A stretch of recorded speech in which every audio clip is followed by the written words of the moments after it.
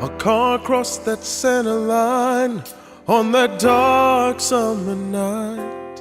3 years ago, my mom got into a head-on collision by a drunk driver, and she was in a coma for 8 months. From that time on, we started singing by her bedside and tried to see if she would respond. Do you mind me asking what happened to your mother? And she is right backstage. Then one quiet afternoon, Mama squeezed her hands. She opened up those eyes of love, came back to us again.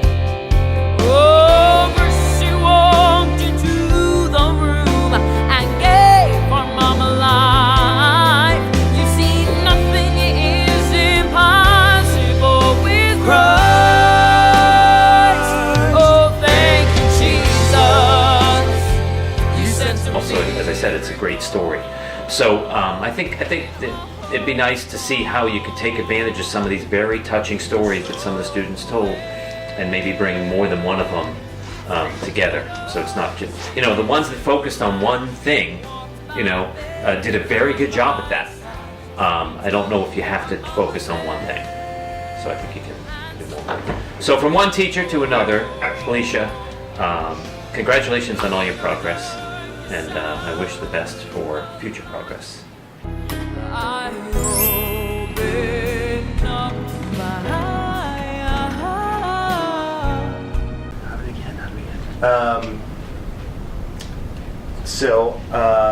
reading the book, I have many notes, many thoughts. I sort of, one way that I, after sort of going through it, reading it, I'm like, okay, where's this going? Where's this going? He's waiting. He's just like waiting.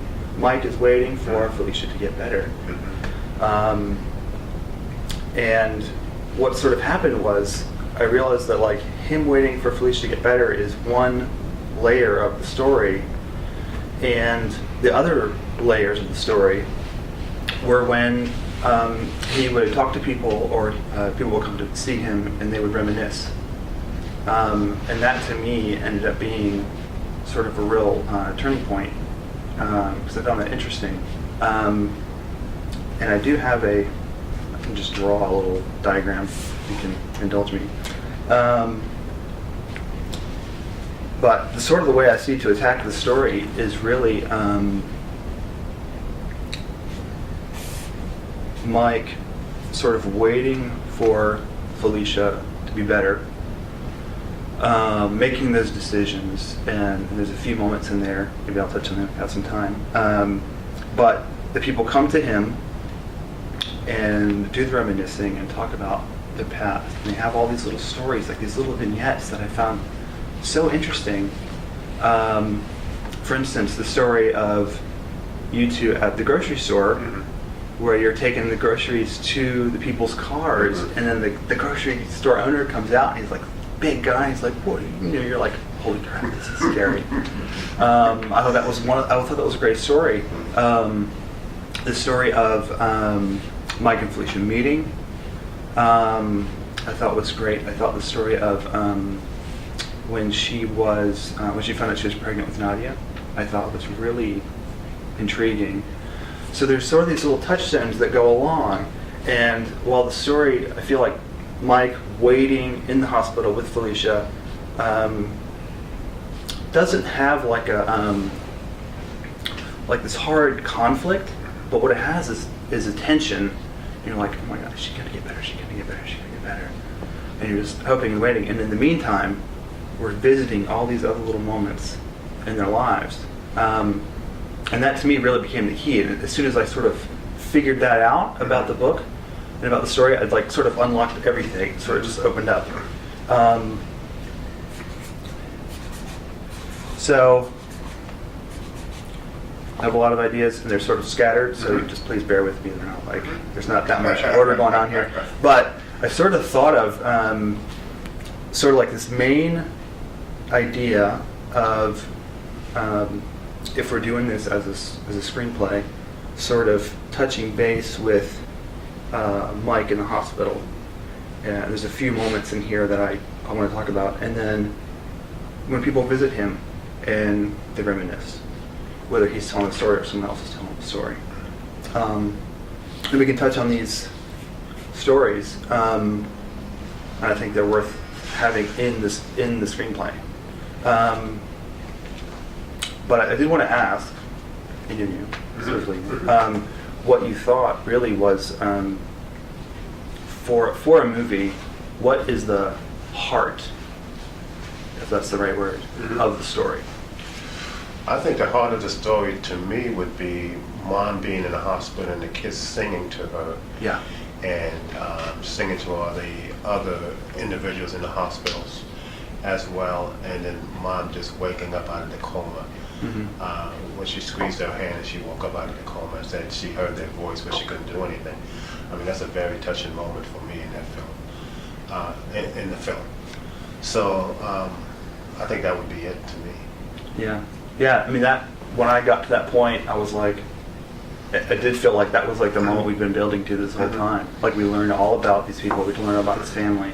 And to me, that comes, I'm not supposed to use screenwriting terms. Sort of like right in the end of Act 2, sort of near the endish of the movie, because we've really built up this moment. Endish is definitely a screenwriter. Endish. But what I thought was a way to go into this. There's a forward. It's an introduction. Yeah, it's in the introduction where we sort of start with the drunk driver, and I was like, oh man, what a place to begin the story. But I thought if we opened at America's Got Talent, the kids are singing. I mean, you know, they're knocking it out of the park. Mike's in the audience, and this is me like telling you what the opening images are, because this is like how I'm like working it out in my head. And we just see him. It's just him in the audience that we can see. He's probably crying. You know, I didn't see the episode. I should have. It's probably on YouTube. I should look it up. And you know, the kids, they're doing it. I mean, it's great. And then we cut back to while they're still singing, and this is very like specific. I'm like writing it out in my mind. They're still singing, but we're hearing them singing over top of the drunk driver driving. And I did get a touch of that. You know, there's a sort of, Mike seems to come to an acceptance or forgiveness for that guy. You know, obviously he is who he is. He's not great, but I feel like that's going to open us up with a moment that's sort of, A, it's going to be spiritual because they're singing, and B, you're like, you know, if someone's watching the film, they're going to like, is this drunk driver is like driving? This is like, I feel like those two, the sound and the image, are going to create like this little conflict that's going to hopefully sort of pull you in a little bit. And then obviously the accident happens, and then, you know, Mike gets that call, and then that's when like the movie sort of begins. It sort of starts in the future a little bit. 2009, I guess was the year, and then jumps back to 2005. Is that right? Exactly. Yeah. And so when we have Mike, God, I'm gonna go long probably because I'm like blathering. When we have Mike in the hospital and he's waiting and he doesn't know what to do with the kids. One thing that I thought was really great in those moments was in the book were the time, and I didn't get this at first. It's funny because I was reading it, I'm like, who cares about him eating the sandwich? I don't care. Like, sandwich, come on. And then I realized, like, wait, like, this sandwich is the first normal thing he's done since he's gotten this phone call. Like, this is the first, like, piece of his humanity that's sort of come back. It's all been, like, questions and the 2-hour car ride and what to do with the kids and so many unanswered questions, but then he stops and goes and gets the sandwich. I was like, wait, this sandwich part is kind of like the good part. You know, it really reveals who he is and how he's trying to sort of regain a kind of normality. You know, I mean, I've had many family members in the hospital before, and just like going and doing something normal can really alleviate a lot of pain and a lot of fear, a lot of trepidation and scariness. But also in that, I feel like so if he's at the hospital, and we sort of touch on these other stories where we sort of flash back and we see these other moments as people come to visit him and talk to him in the hospital. In addition to the sandwich moment, which I really like, there's the stories of when there's a Catholic guy, John, who had a boy. His boy was in a coma as well, and he came and prayed for Felicia. And I thought that was interesting because I'm guessing Mike's Protestant, and seeing a Catholic guy pray and like how he prayed was different and sort of unusual. But he's like, you know, prayer's prayer. That's what you got. It couldn't hurt, I think, is what he said. I was like, that's kind of neat. And also, there's another moment where he talks about how he likes to put her makeup on. And I was like, like what a great visual moment that is. You know, she's incapacitated, and he's taken this time to care for her in this way. So, I know my thoughts don't seem very cohesive, like a story, but what I see is really like this. We sort of start with like the America's Got Talent moment, and then we sort of have Mike at the hospital, and these things are happening, and then these stories crop up. We go back to them, and one thing that I haven't figured out for all of them, that I feel like is really crucial, is to have those stories relate to what's happening to him in that moment. And in many cases they already do, so that works kind of argument for me. But like how he made, like for instance, at the grocery store, you know, we get the grocery store owner comes out and he's like, "Hey kids," and they're like, "He's gonna get us. We're done. We're toast."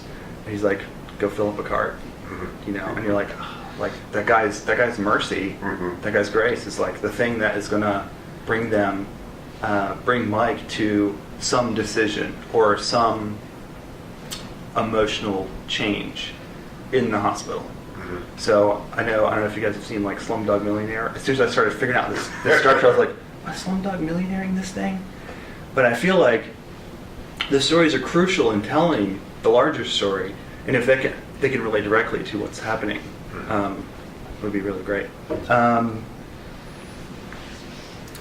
And then, as we get sort of near the end, in the book, we sort of, Felicia's sort of getting better and better. The kids do the Columbia thing. They go to the Apollo. They go on to America's Got Talent, and it's like they're going up, and she's getting better. I wondered if I didn't want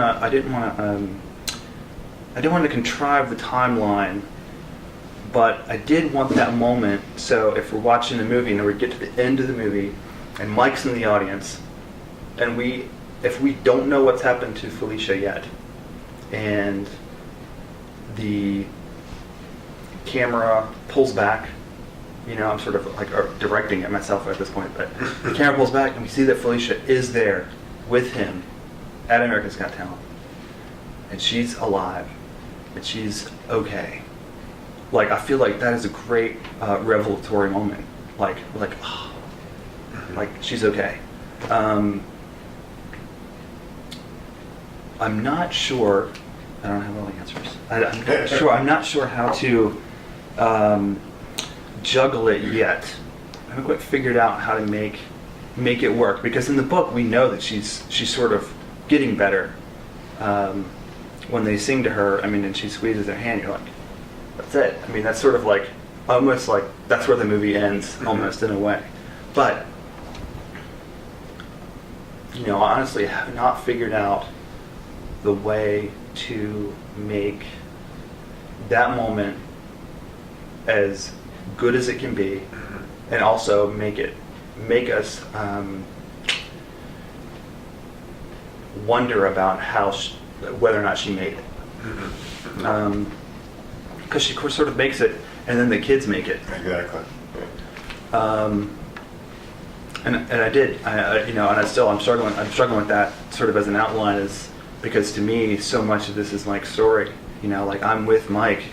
I'm like, oh man, if my wife was in this situation, you know, how do you do that? How do you cope with that? And then the kids, I think that's a great moment. And then we still have many pages left where we follow the kid's story. And I'm like, when I got to that point in the book, I'm like Felicia's okay. Like I'm kind of all right already. Like, and this is sort of icing on the cake. I'm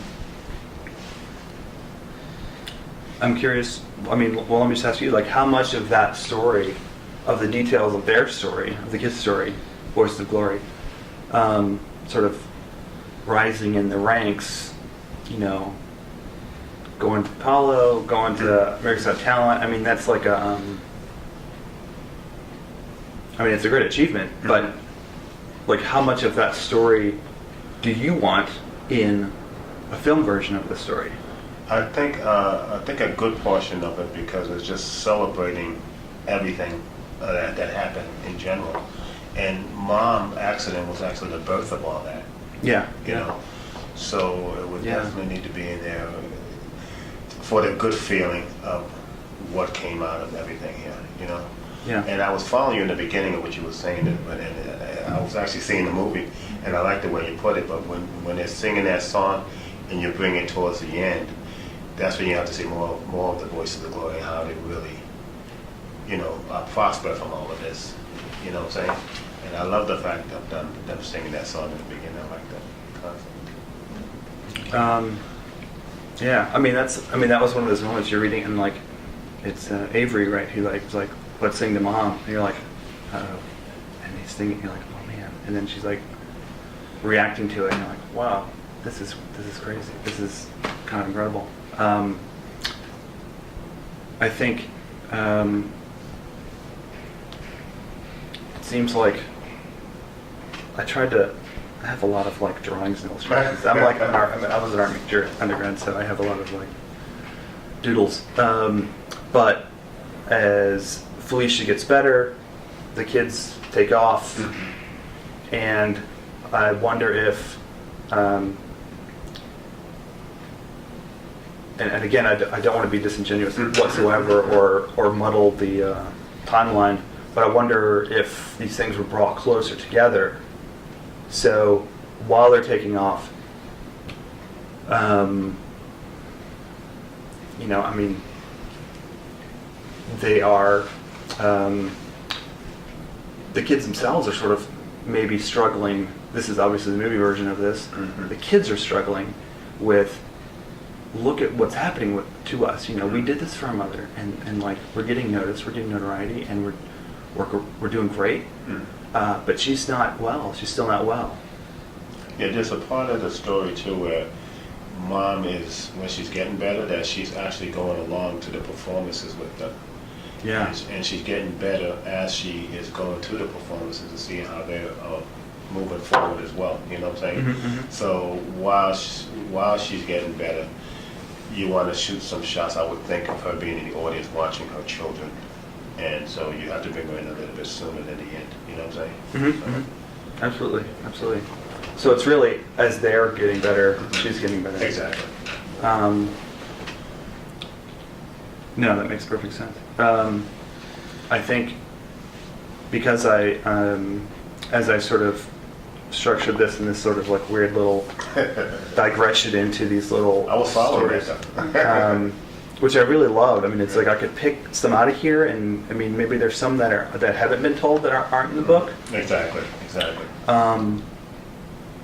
that I think are so rich for great little stories, these little vignettes. One thing that I thought about that was that for me felt the perfect ending was for at the end that Felicia actually gets to tell one of her own stories. So when the movie's sort of over, so we've already made this structure where people are telling stories with a mic or anyone, his brother, whoever. The final story is hers. So she who really truly throughout the entire movie has been voiceless. Right. Like she hasn't been able to say anything. And in that final moment she gets to say her story. Whichever one it might be, whether it's in the book or something else entirely. I feel like that's sort of a lovely way to end it. But I think I might have exhausted all of my... Well, it's something to think about. You talk about Slumdog Millionaire. Something to think about is how that film, the stories parallel one another. What's happening in one time frame is sort of reflecting, very simply, he knows the answer to one of the questions if you've seen that film because of something that happened to him in the past. So he's drawing from his own memory, so it triggers him going back to that moment. So if there's some way to take what their mom is going through and allow that to trigger the inspiration for their singing, so that you can see a direct connection between the two. Yeah. And there's rather than them running independently because, well, they are, but bring them, together because, they were inspired to do this, and when she got better, started to get better, it wasn't over, it's working, it's not done. Exactly. So, the effort, I think, continue to keep both of those stories and their stakes and their motives alive. Yeah, I think, and then there is a chapter about sort of how they discover music, the tambourine, and it's like those things are starting to like crop up, and you can see sort of like the germ, the genesis of how the kids picked up on this and took off with it. I don't know if anyone's, I don't know if it's bad for me to say another movie, but if you have ever seen The Apostle, it's a Robert Duvall movie. Oh, yeah. But that movie, to me, really handled faith in just a really strong way.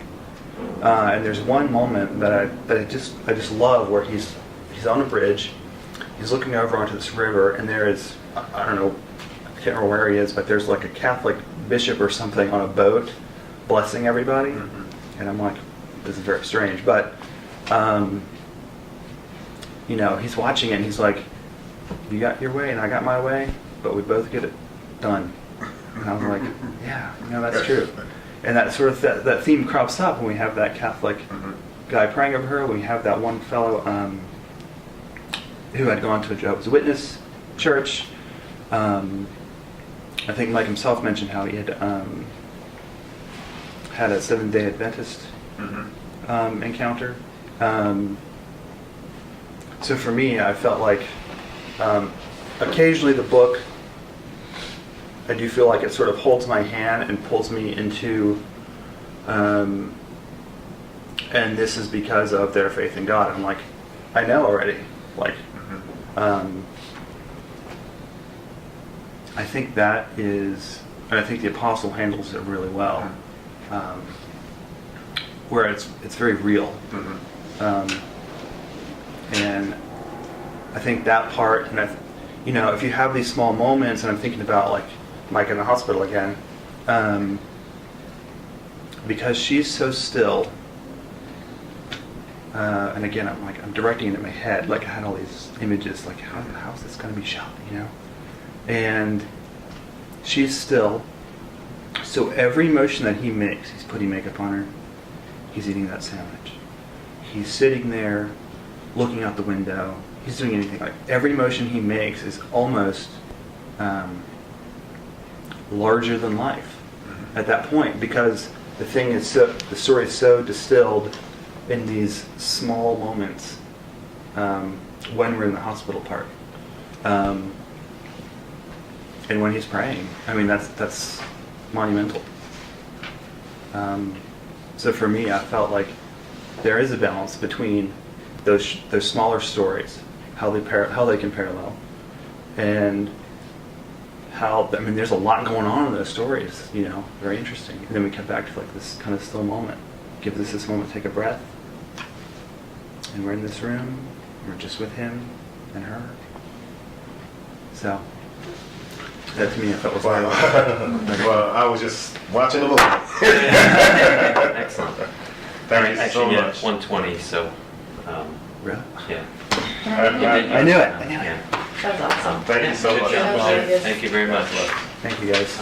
And thank you for like letting us do this. This is Yeah. like, Did you enjoy the book?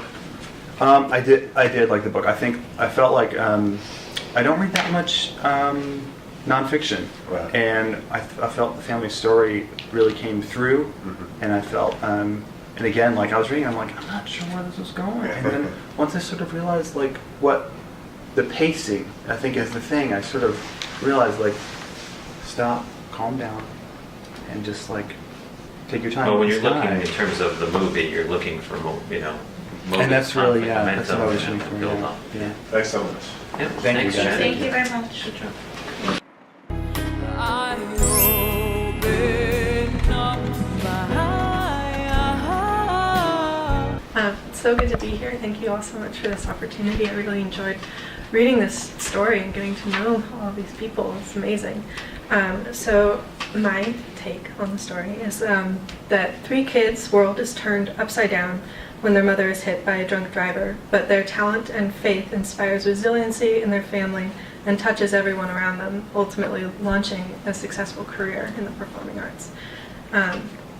So one of the things that really struck me about this book and about this story is the way people come together in times of tragedy and trauma. I actually had an experience of my own in high school when my best friend's family was struck by this kind of tragedy. My best friend's younger sister was in the hospital for a week in a coma after suffering a stroke, and my family kind of became the support system for her family, and that's, unfortunately, we lost Annie, but that was one of the most striking experiences of my life, was how people support each other and come together through this, and I thought that was beautifully told in your family's story and the way this unfolds. So I really wanted to focus on the resiliency of the children involved and their story and how they kind of take this painful experience and really turn it into a source of strength and faith and power in their lives, and turn things around. And related to that, how Mr. Cole is such an amazing patient advocate on behalf of his wife, which is, I think, so key. Just in terms of general hospital experiences, patients so often will fall through the cracks if they don't have someone to speak up for them, and the way Mike does that is incredible, moving Felicia from hospital to hospital when he sees that she's not receiving the best care. I think she could have so easily been one of those patients who slipped through the cracks, and Mike and his faith and his family and his children never allowed that to happen. So that's the story that I want to focus on, Mike's resiliency and his children's resiliency. So apologies for any liberties that I might take with the narrative here. But I'd like to show the children at the opening of the film already performing in front of the church audience and praise dancing with their mother. I thought that was a beautiful detail, something that she liked to do in her community. And to see that, I think, would be very touching and very cute, because I think Nadia was only 5 before the accident, and so I think that's adorable. Who doesn't like to see a little girl being able to stand up and perform like that? It's amazing.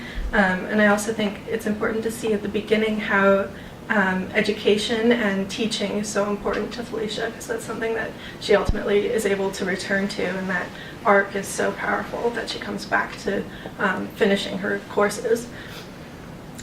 So that's what I want to focus on at the beginning, is showing this family, and they're already having an impact in their community around them through their music. And then the accident. And after the accident, what I want to show first is Mike's first impulse not to give up and not to think the worst, even when the doctors are telling him otherwise. And I think it would be really beautiful. It's hard to, I think, demonstrate faith on screen because it's such an internal process. And I think one of the really powerful ways it can be externalized is through music. So I thought that's a really beautiful way to bring that forward and visualize and experience his faith, is if we were to see Nadia singing to her mother. So I understand that the children weren't allowed into the room for a certain matter of time, so it might be playing with timelines a little bit to show that. But if Nadia singing to her mother is something that inspires Mike not to lose faith and to push for her care and to not trust the doctors when they're giving him only negative feedback, is to externalize that through the music and through the song. So as Mike pursues Felicia's recovery, I want to spend more time with the kids, and there are a lot of support figures that come through their lives. That's maybe too many characters to populate a film with, so if we can distill some of those actions into one figure, and I really liked the character of Connie Hill. And so if Connie were there maybe more from the beginning and is kind of the primary figure in this story, helping support the kids at home in addition to Felicia's parents, making sure that they are getting their education and that they are continuing to sing and learn music, because of that importance to Felicia, because we know that she cares so deeply about their education and their music. So if Connie can be that figure to help them, and we would see then how their singing impacts the other families at the hospital, and starting to branch out of Felicia's room to impacting the other people who are suffering and helping them sing. And Connie can kind of be the figure who recognizes that that's powerful and that can grow, and to then go and perform maybe at other hospital situations or nursing homes, getting the kids their first experiences in performance and in helping people through their songs. So that would kind of be their first success as performers at a very young age, and definitely coming from their experience with their mother. And at that point, it would be, I think, natural for Connie to introduce the idea of other venues, talent shows, that kind of thing. So in contrast, because they are so young and because they are still learning, in contrast to their success with a very kind of more forgiving audience, a receptive audience at a nursing home, maybe they would struggle a bit more in the arena of the talent shows, and we could see them maybe not place as high as they would have hoped, and so that they have a place to really grow and blossom from. So meanwhile, while they're focusing on their singing and their education, Felicia's recovery can kind of be undergoing in the background, and Mike's pushing for that. They hear that she's being moved again, that kind of thing. I think the one night that he was able to bring her home is so beautiful and important to include and show, the way he moves the mattress onto the floor and has her in his arms in their home again for the first time. And if the kids come in to sing for her again and she's still not responsive, she's still not really present, they could maybe be discouraged by that. But then it's Mike's turn to really take the initiative to know that it's important to have faith and to believe that she will come back to them, and kind of model that for the kids. And then Mr. Cole has such a large family, and again, it's many characters to populate a film with, but it would definitely be nice to have that present in the film, this family support system coming together. So I would like to distill that into maybe one or two large visits. The way the book kind of describes it is one visit at a time, reflecting with the individuals. I think it would be lovely to see people able to visit as a group, and maybe pray around Felicia, and I think also to continue the theme of the music, to sing with Felicia and the children. And I think it would be nice then if the idea to start trying out for larger things again could come from within the family, as like the family is supportive of these kids venturing, and maybe it's the first time they've heard the kids sing like this, and so the idea of trying out for competitions is floated again. And I think also one of the subplots in the background would be the court case, and how Mike steps away from that a bit more and is able to kind of forgive and let go and put that in someone else's hands in order to focus on his wife's care. So I definitely want to include at least a moment of that. And then the next key thing that would happen is Felicia's first responsiveness.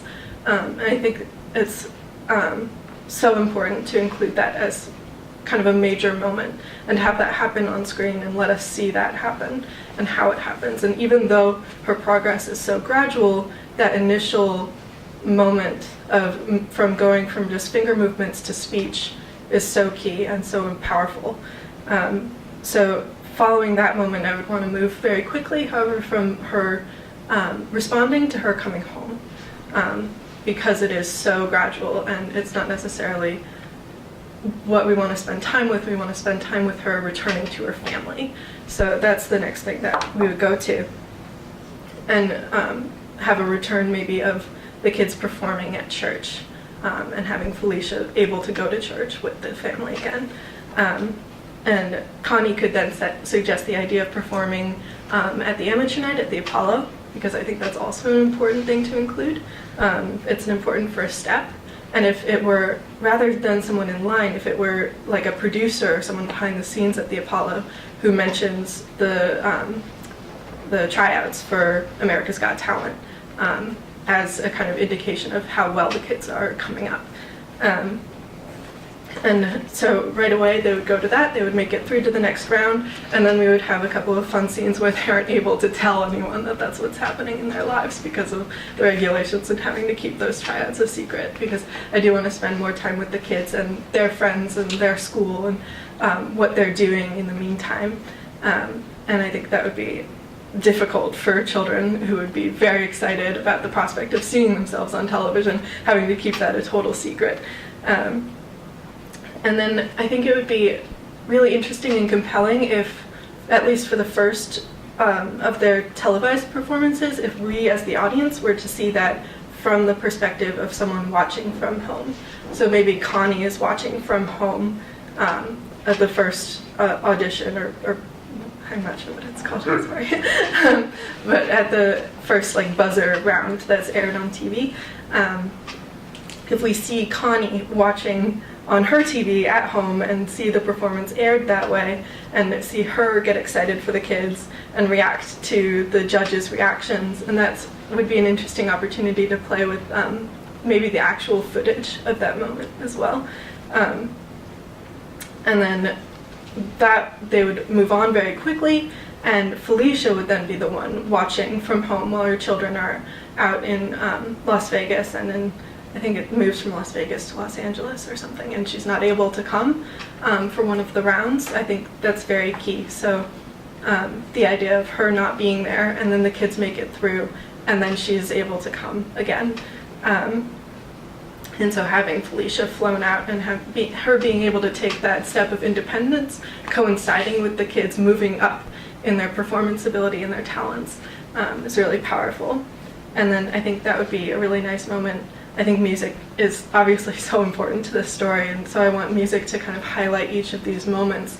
And I think that would be really nice to see kind of a medley of their different performances on the show, the songs moving from song to song as their costume changes, so we understand that they're performing on different nights and moving ahead, and maybe the sets are getting larger and more elaborate, and we understand that they're moving up and moving up, culminating in, I think, the greatest love of all. And then to have to come down from that high almost and see them eliminated and have to go home. And I think that's really the heart of the film that would happen like at the midpoint. And from there, they're forced to regroup and find their footing again. And I think these kinds of competition shows make people vulnerable in a way, because so many of the people performing aren't coming from that world of show business and managers and agents and understanding contract language and where to go next and how to really be present in show business. And so I think the story of the move to Missouri and how that kind of fell through and how it was unclear and people kept putting them off and not paying them and all of this stuff, I think a lot of people are probably at risk of that kind of thing happening to them. So that's kind of, I think, a low point where they're leaving behind the home they grew up in, their friends there, their schools there, their family there and support system in order to try this thing and move ahead in their performing skills. And then to have that fall through is, I think, very difficult. But I think what's remarkable about that moment is that they were able to build it back up and find their footing again and find performance venues again and find a new support system in that new town and ultimately have their own show. And I think that's kind of the final act of what we would look at for the film, is going from that lowest low point where the rug is pulled out from underneath the family to the family being able to rely on each other and their values in order to work and rebuild what they had had previously and ultimately have something more stable and more powerful. So I think it would be really nice. I thought the idea of them going to Germany for the Christmas concerts is really lovely. And obviously I don't know what that looked like, but I think as a visual it could be really beautiful if it were, you know, snowy and glittery dresses and stuff, and for that to kind of segue into a second, more full medley of the AO performance and how that goes, and having family there and having that be the kind of triumphant conclusion to the story. And one of the beats that I definitely want to include that I haven't quite fit into my narrative yet is the opportunity to see Felicia finish her coursework. That would definitely need to be included because that is such an important conclusion to her story of return. Excellent. So I don't know Gerard, I'm the uncle and manager. Nice I'm to meet Dad's you, brother. Gerard. How you doing? And as I was listening to you, you almost had me crying here. Because I actually saw the movie through your eyes, and I really appreciate how you actually know every part of the story. And even when you mentioned AO at the end, you just watched your closing, but that was beautiful. Thank So you. beautiful. Thanks. You guys have any quick questions? I just like the fact you brought up all the parts that like I remembered as you were saying. That really hit me. With the mattress on the floor. I mean, that was just It's like just such a an beautiful an image. aha moment for me. It's like, oh my gosh, look at the love. Yeah. So, yeah, it's good. Great job Great including job. a tremendous amount of it. Yeah. Sorry, I was kind of fast speaking. No, it wasn't too fast. We did a good clip. All right. Yeah. Thank you so much. You're welcome. Thank you so much. I like the way she brought up the vulnerability piece too, Yeah. because there's so much that goes into what you've taken over and stepped up to the plate. It really brought you into the film more so. You know, when you're- You brought a tear to my eye. Yeah. You know, Yeah, it's not all Yeah. success, you know. Exactly. that How much work you it have takes. struggles, yeah. All right. Thank you very much. Thank you. Oh, we got to thank Taylor. Good job. you. Have a great week. I open up my heart. All right. So I found a lot to connect with in this story, and I kept going back and forth trying to figure out something to really latch on to that would carry him through a full movie.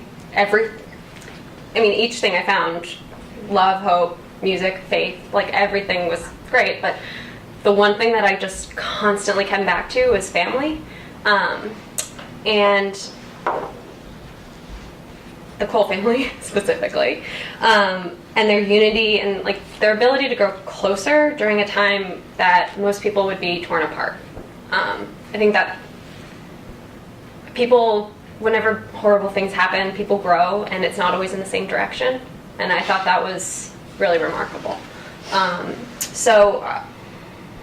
They start with strong relationships, and when the accident happens, like the world falls apart basically. I can't personally understand the entirety of the trauma that everyone has gone through, but it's definitely something that think everyone can identify with. It's, we all care about mom, family, and our spouse. So, sorry, I'm obviously a little nervous. That's okay. That's a pretty modest group. I know, I'm trying.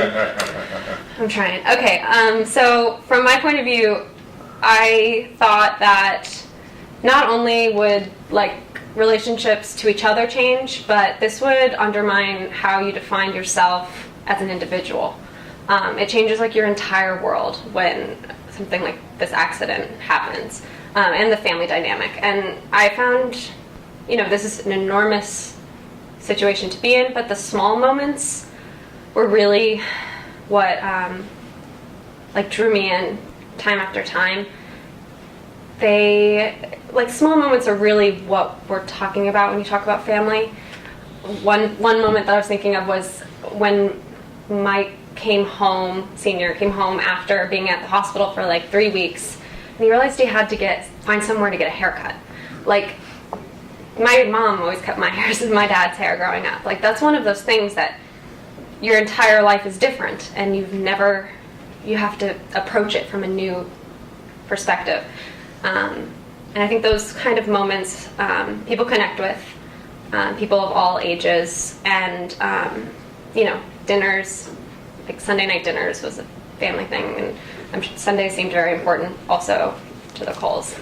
And so since I'm sticking with family, I think it's a story about a family, and I can see it as one for families. I think Mike Sr. as the anchor is important.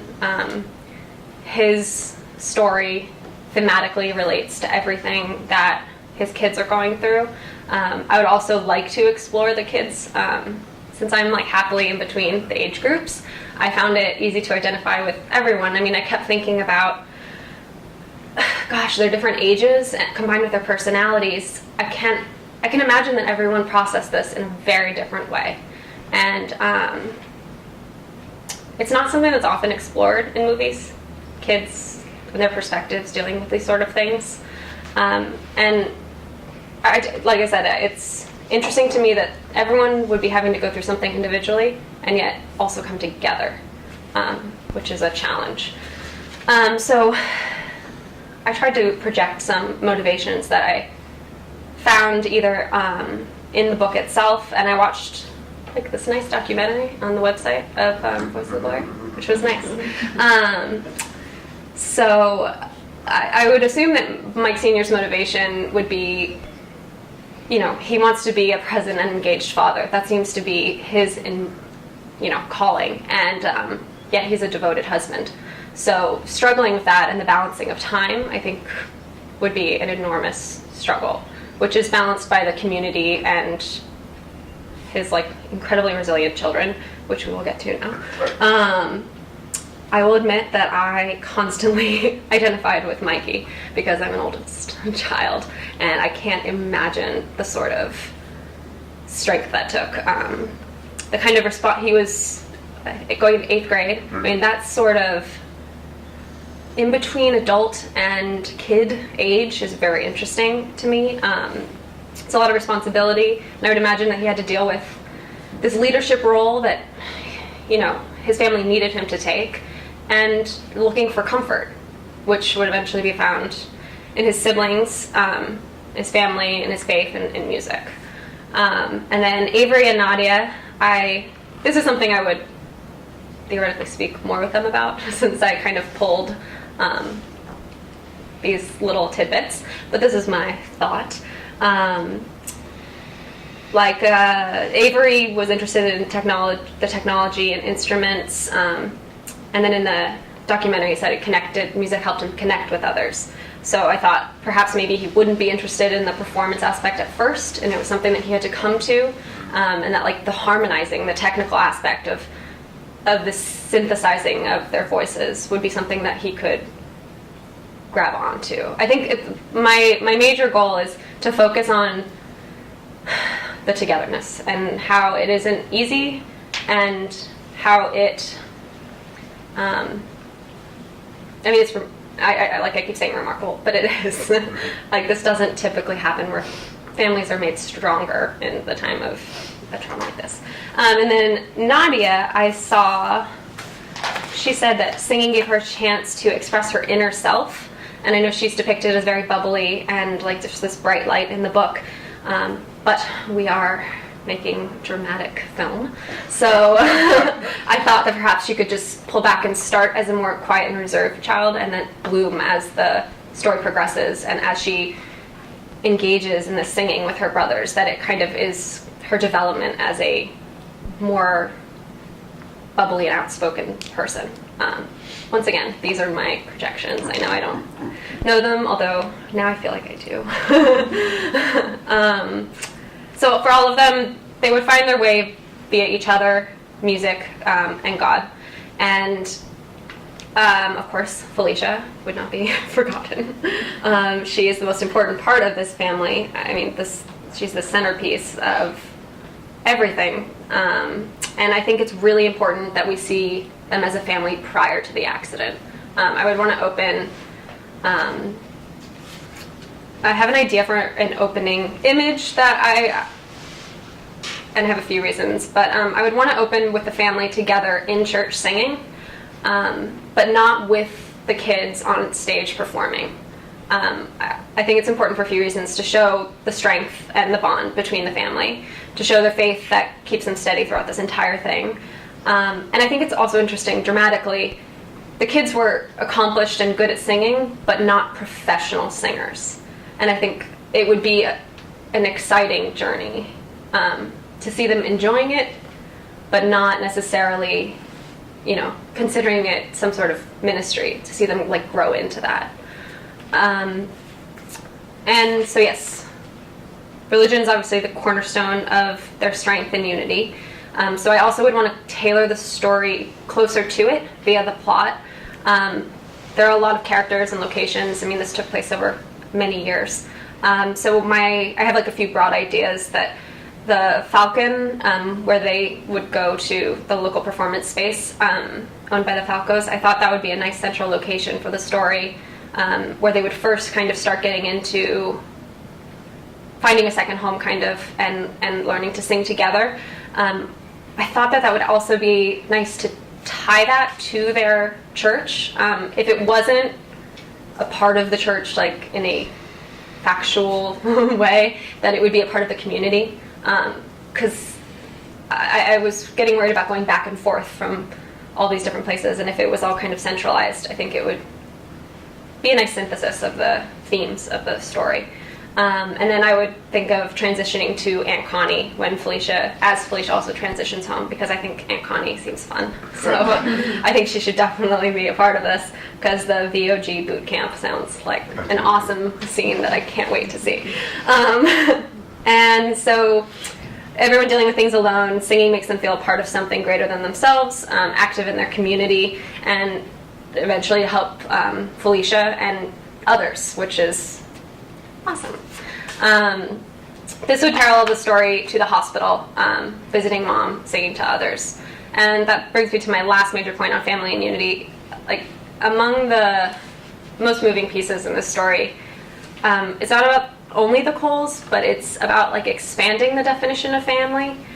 I found it so amazing, the amount of support that they received from extended family, from the church, from work. Mike's work was amazing. Felicia's coworkers like redoing the floor. Like, that's the kind of stuff no one can ever expect, but it's just a testament, I think, to, it gives you a very optimistic view of humanity. And that's something I like. I think most people are good. And there's this idea of unity even with total strangers, which I think is so cool. The moment when the woman she's visiting a family member, and she comes in with a guitar and plays a Hebrew verse.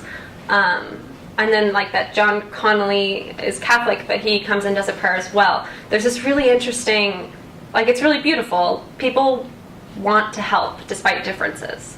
And I think this story affirms that. So that, yes. I think that's like the part that just kept getting me over and over again, was that people are good and it's nice for a change. It's just nice to see. There's so much conflict everywhere, and it's affirming. So the Coles had to find a way to survive and rebuild and reconnect with each other, but they thrived instead and succeeded. And that's something that surviving is one thing, but finding their calling at the same time with each other is entirely bigger than that. So that would be my angle on this story. This family. Wow, thank you so much. Thank you so much. You enjoyed the book? Yeah, it was great. I enjoyed the book. Very much. Any questions? What was the second part you mentioned? That you mentioned the Hebrew verse. Yeah, and then there was also a man who, someone in this hospital gave Mike a number of a Catholic man named John Conley, I believe. And it was just that, even though it was a different type of Christianity, there was just this like nice idea that everyone wanted to help. Did you say John Connolly? Was that the wrong name? No, I don't know. But of all the names, that's one. Relatives, and I'm from Long Island, so very well. I was like, of all the names, that's the one I'm not sure. Well, good job. There's a nice theme of it takes a village, Yeah, exactly. Exactly. Good job. Thank you. Thank you so much. We Yeah. appreciate it. It was nice to meet you all. Nice to meet you. Thank you, card. I open up my heart. Okay. So I'm Hannah. I'm probably the youngest person coming in today because I'm 23. I'm still like fresh out of regular college. And I guess I kind of took my age into account while I was trying to figure out a take for this story because I am young, and one of the things that I connected most with in the book is being young and going through something like this, where you grow up as a kid thinking that your parents are superheroes. They're invincible. They don't get hurt. They don't get sick. They're always there. And at some point, hopefully when you're a little older, you realize that they're not. And while that can be devastating, it also gives you this opportunity to understand that they're human, your parents are human, and you can actually give back to them. Maybe even just a fraction of what they've given to you. I actually wish kids would notice that earlier. Like when they're 10. Yeah. Sorry, yeah. It's okay. So that was kind of what I kept thinking about as I was reading it, because I remember the moment when I realized my mom was not invincible. She actually passed out in the middle of a store, and I saw her on the floor there, and it was like the most shocking thing I'd ever seen. And I was maybe 10 at the time, but what it told me was, like, I knew what to do when I was sick, so I could do something for her. Like, I could get somebody, I could help her. And so that was really what I kept in mind while I was trying to design a story. And so I kind of narrowed it down to specifically that after the accident, the three children have to come together through music to bring their mother back to them. And what starts as kind of this vain hope for a miracle changes their future. So I guess I wanted to bring the story at the beginning to the prophecy that they get, both about Nadia and about the kids having their ministry and that sort of thing. I wanted that to be sort of the opening so that we have this something to grab onto right at the beginning of where the story is going. But I wouldn't stay there too long because I really want to get to the kids. So we flash forward to seeing the kids before Felicia goes to Massachusetts, seeing them all together, seeing them at church and how music is a big part of their lives, them singing at church, but also seeing Felicia at home and how integral she is to their lives. The things that moms do in a day-to-day life. And just kind of emphasize how integral she is. And then she leaves for Massachusetts, and Mike gets the call at night from the hospital about what's going on. And I really love the way that the book described this moment of him having to wake up his children and sit them all down at the dining table and tell them what happened in as best a way as he could. But then, this is probably like the biggest moment in the beginning of the story that I could think of, is the drive to the hospital where the children fall asleep in the back seat. Because that's such a kid thing to do. It's the middle of the night. You're in a car. Like, that's the first thing I do when I'm in a car is fall asleep. And I really wanted to show that moment in the story as just being like, this is where they are before they realize that their world has changed. And so they arrive at the hospital, and Mike gets the news of what happened. The doctor explains to him, and Mike gets to see Felicia, but we don't. We're with the kids in the waiting room, and we actually hear from Mike what's going on, in the same way that the kids would. And the children obviously were left alone a lot in the waiting room, so that other family members as they arrived could go see Felicia and things like that. And I'd want to show that until finally Mikey gets to see Felicia for the first time, which I thought was a very strong moment, and something I could definitely relate to, seeing your parent in a hospital bed. And this is kind of like the turning point for Mikey to really understand what's going on. And this is when we also get to see Felicia for the first time, so seeing her through his eyes. And then there would be parts of Mikey, Avery, and Nadia, either grandparents, and just kind of trying to do the day-to-day things, but obviously their parents are missing from that, so it's clearly hard to deal with. So they come back to the hospital to visit, and we see Mikey, I believe in the book, he starts watching cartoons in the waiting room to keep his mind off of what's going on. And so we would see him doing that. When they all go out to eat, Mikey is telling his siblings to stop fooling around and to keep them all in line, because that's all he can think about right now. He cannot deal with what's happened. And when they're about to leave again and go back to their grandparents' house, Mike offers Mikey to stay at the hospital, and Mikey says no, which is such a beautiful moment described in the book, and really shows that he's just not there yet. But he might be at some point. He understands, the gravity of the situation.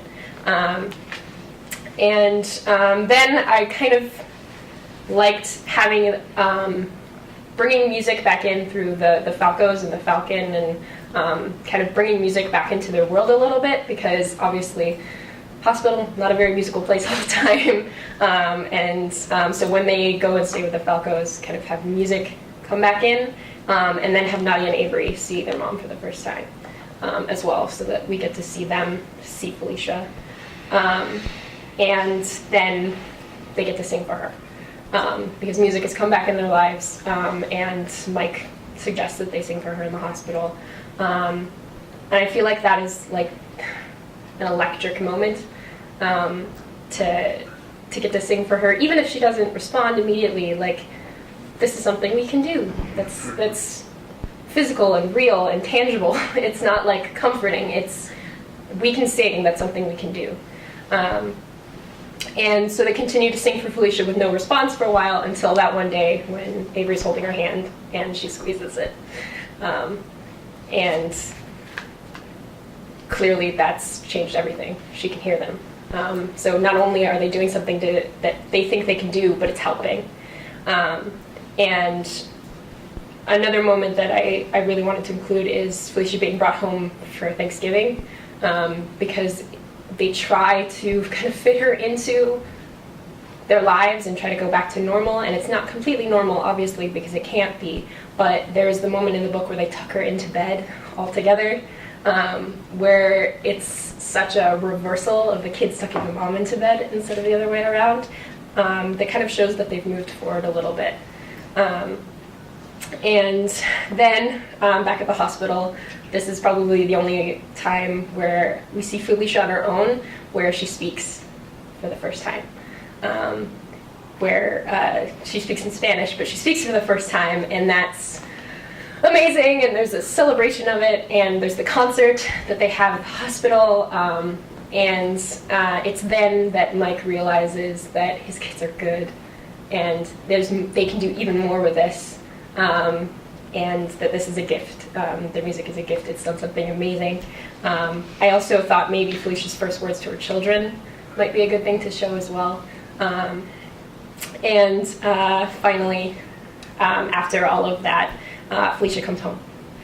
And that's when they dive right into, I figured this would probably be a montage of singing lessons and performances as they do more and more stuff. And they get better and better. And after one of the performances, we see how Voices of Glory gets its name, which I thought was really sweet, as they all pitch crazy ideas.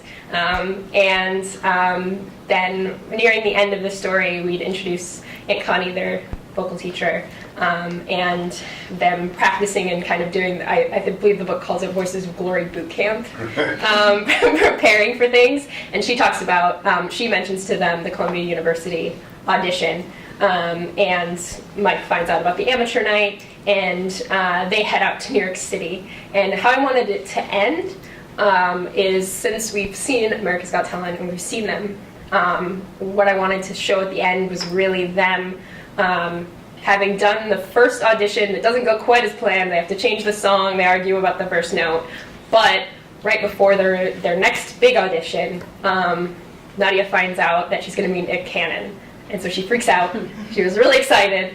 And just before she's freaking out, before the parents can say anything, Mikey steps up and says, "Calm down, little sister." And that would be the way that it would end, as him kind of stepping up and being the adult. So yeah, that was my idea. Interesting. Your reading comprehension is amazing. Like Exactly. the amount of details that you're able to weave in and bring into it is great. Yeah, I kind of like invested in it. You enjoyed You the can book? tell. Yeah, I definitely did. I have 2 older brothers as well, so it was, I just felt like I really connected with this. Yeah. Well, it's good getting it from your perspective as a 23-year-old. Yeah. It's really good. It's a different perspective. Yeah. So that's good. Do you guys have any questions? You graduate from college next year, so. I thought this was a really touching version of it. You Yeah, know, it was really touching. it was all heart. It was. I really like the way that you started it off with the point where you said the kids falling asleep in the car and how innocent that is, and how after that nothing was going to be the same. I like Yeah. that part. Yeah, there was a lot of the real moments that you took and, you know, that were maybe normal in and of themselves, but profound in the situation. It was really well presented. I love the fact you started with prophecy. That's like one of my favorite Exactly. parts. That was different. That was good. I like that. That is one of my favorite parts. And you were saying about the different perspectives, and I could see Yeah. I told them that you guys weren't really talking about it. No. Hopefully you Yeah. didn't do that. Because everyone's got different versions, and I think it's really I think the only thing we talked to each other about was, "Oh my God, I'm freaking out." It's not to send an email. More people Yeah. See, now you want to tell them it really isn't all like Yeah. that. They're normal in there. So you even did your research on the website, right? You even went on the website and did some research. Huh? Yeah, I was watching YouTube clips and things like that because I really liked watching the performances to get a kind of sense of who they were and that sort of thing. Yeah. My mom's a big America's Got Talent fan, so Oh, when is I she? said that this was something that we were thinking about pitching, she was like, "Oh, I remember singing them!" That's good. It's like Mark's mom. That's good. Just got a thank you card for you. Oh, thank you. You're welcome. I open up my heart. Yeah, I guess, you guys have done this already a couple times. So that's kind of the way I want to get into it. It's just really what I connected with. I think with this story, it was good to have something that I can read that I can really connect with, not only because of the background of these people, but because of who they are. It's not always the time that you get to read something where an African American family is at the center of something. So that was nice. But honestly, I really got into it between the relationship between Felicia and Mike. They remind me so much of my own parents. My dad had to drop out of school pretty early on. He ended up joining the Marines and he fought in Vietnam. And my mom she was a teacher. She finally retired after 31 years, pre-K teacher. In the DC public school system, which is a problem in itself. the things to be addressed. But no, I think having a couple that is so in love, and you do get that a lot from this, even with Felicia being in a coma for so long, and you do get the sense how much Mike really cares for her. And I think that's just, it was amazing. It was amazing to see, and having that reflected in kind of what I've seen too was very moving. And I guess the person everyone who comes in here and pitches has someone they kind of grasp onto. Mike was that for me. I thought he was, not just because he has the most page time, but I think for someone to give up so much of his immediate life to be in this situation with someone he cares about, and to really try to take care of everyone too, was very compelling to me. I think the part that I kind of had to step back and really check how I felt was when he called into work kind of right after the accident happened. He was vehemently apologizing for not being able to be there. I was very moved, and I kind of had to sit down, put the book away for a little bit, and reflect on it, just because for someone to be that apologetic, or to be so willing to give himself to other people and be so, I can't think of the word, very humble in the situation. He's a great person, and I do see a lot of him in my father in him too, and that's something that I think going forward was kind of where I went with it. So again, I think the way I kind of take this is between Mike and Felicia, and what I see as being the story, what you kind of have to do with these two characters, especially with Felicia being in a coma for the majority of the piece. You really have to cement these two and really have to find out who they are. And I think one way to do that is at the beginning, and really to get to Mike's background too, and all the people and players in his story. I think the best way to do that is at some type of family function, maybe a barbecue, where you really get to meet, the brothers and sisters that he's kind of been separated with, and get that backstory, because I do think that's important, because it definitely cements who he is as a person, and his relationship to the world. And I think having that barbecue too is also a good way to introduce you to the culture and really what's going on between all these people and their relationships. So with that having cemented, I think Mike, we go on to Felicia, and I think what was good in the text is you do have events that you can kind of get to this before the accident happened. I think having Mike's accident that he gets into, not only structurally for the story, where you can kind of foreshadow what's to come and kind of reflect really the behaviors that are going to happen. I think it's good to see Felicia care for him, and really see how that relationship dynamic works out, especially because she's such a beautiful individual, and I think she needs her due before the kind of chaos happens. But I think once you get into that and we see their relationship unfold, I think going into the accident is very much the way to go. I think this story is very compelling because there's so many, what we talk about, I guess, like in film or in screenwriting, are the nuggets that you look for. And I think in her coma, there's a lot of that. Excuse me. I think the main thing is, again, what Mike is giving up his job, being up close to home, having to move around so much, you really fight the system to make sure this works out. That being another nugget, I think the health industry, the way it is and the way it plays out in this story is kind of outrageous. To have someone who is clearly in need of help, and who has given up so much for other people around her, for her to be treated like this, is something that I think you can draw a lot of a story out of, a lot of drama out of, and it's just a good topic to talk about too, I think. I also think a way to introduce the voices of Chloe, I think you can do that through Mikey, who's another one of my favorite characters. He's pretty cool. I think having to be kind of the caretaker of his brother and sister while his dad and his mother ultimately are going through this situation. You know, I think for anyone, I mean, for any child, to kind of see their parents go through something that you wouldn't really expect them to, I think is hard. But I think his kind of arc, seeing, you know, what ministry is, why it's important, what it means to help other people, and him to kind of learn and get through that through music, and ultimately where it's projected onto of being in Voices of Glory and having the competition that you can project that. Not necessarily we dive into it completely, but I think that's a good way to get into that and his character, and also just add more a little bit to the family dynamic. So I think much of the story, I think you guys know, because I mean, you've lived through it. I think it plays out kind of how it plays out. I think where you end up with this story is Felicia coming out of coma and finally rejoining that community that, you know, she's wants to be a part of and has been a part of for so long.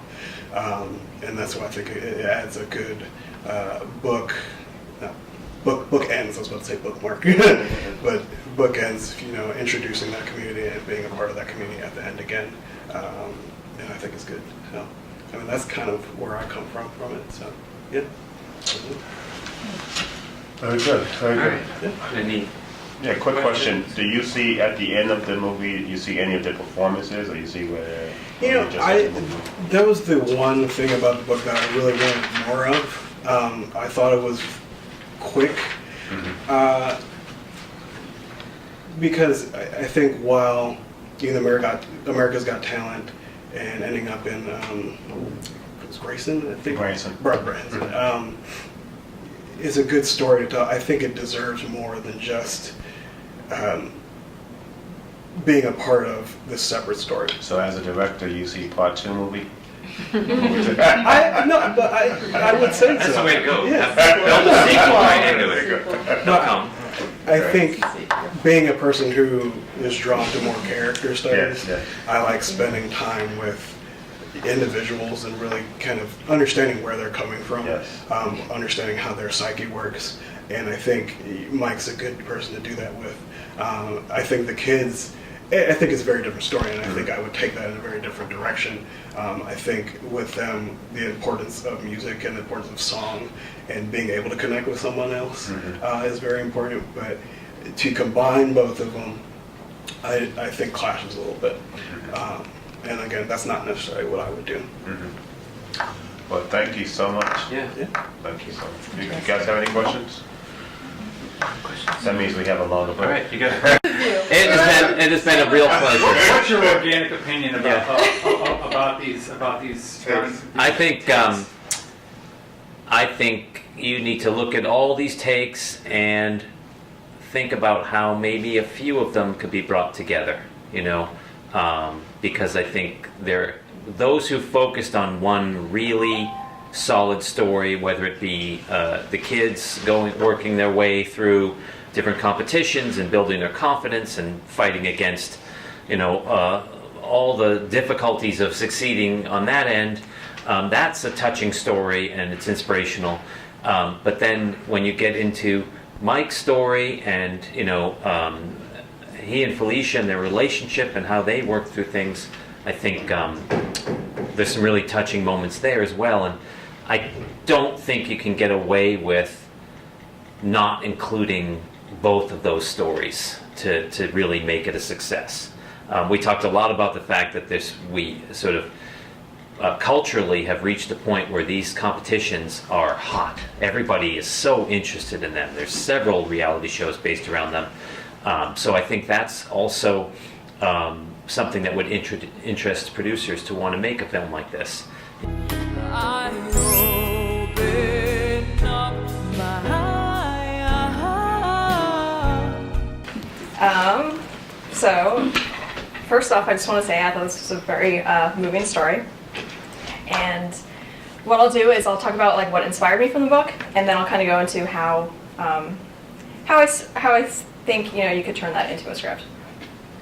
So some of the big thing that really inspired me was the love that you can just really feel it, like, for every member of this family has for each other, and that, like, I found that really inspiring. And I also really liked the love between Mike and Felicia.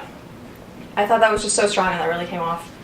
And for me, it was really interesting how, you know, they were this team, and then, like, overnight he suddenly had to do it all on his own, and that struggle and him having to make, like, some really hard choices and really tough decisions, and at times had to, like, really trust himself and ensure that she was getting the proper care. I thought that was very compelling. And I also loved the little tender moments that even when she was in the hospital, that he still, there were, like, these nice little moments between them. One that comes to mind is when he wanted to make sure, like, her hair looked nice.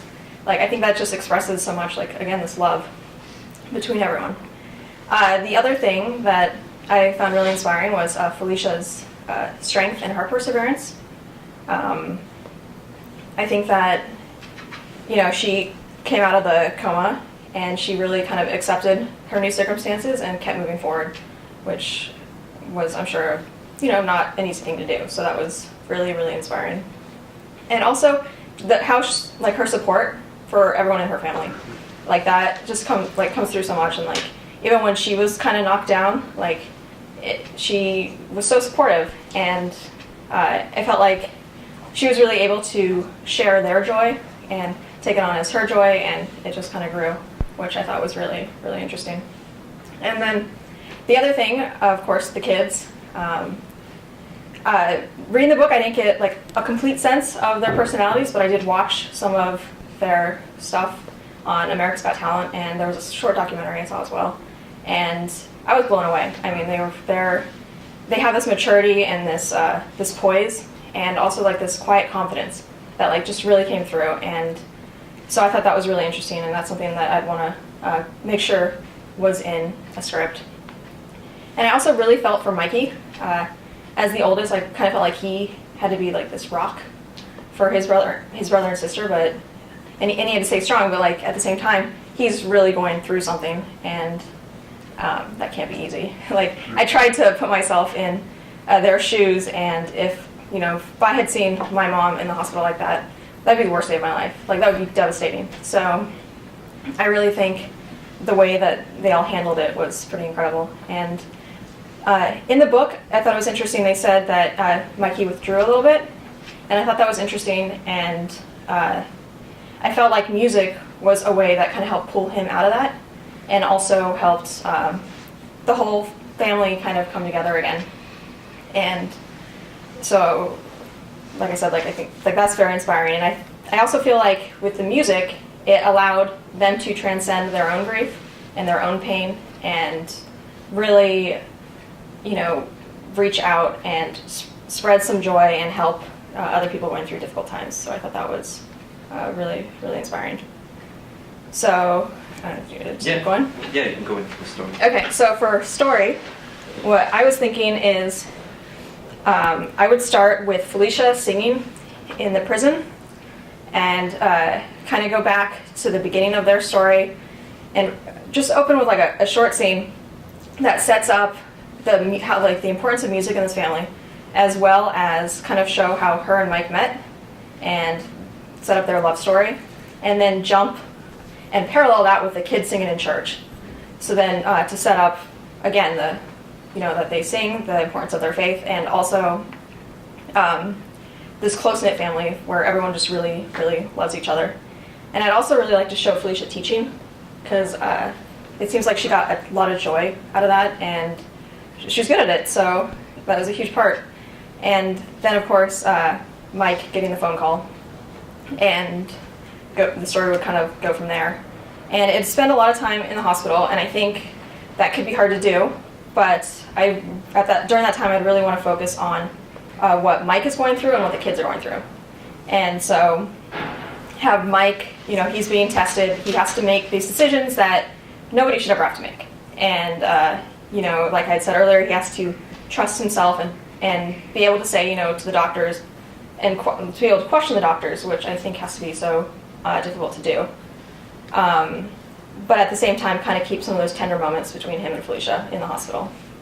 And meanwhile, while that's going on, then see the kids, and they're away from their parents, and while they're in this like loving and supportive environment, their future is still kind of like up in the air, and they don't know what's going to happen, and that's got to be super, super difficult. So have Mikey try to be the rock for them, but then, he's struggling too, and show that moment when he first sees Felicia in the hospital and how that impacts him, and if he withdraws a little bit.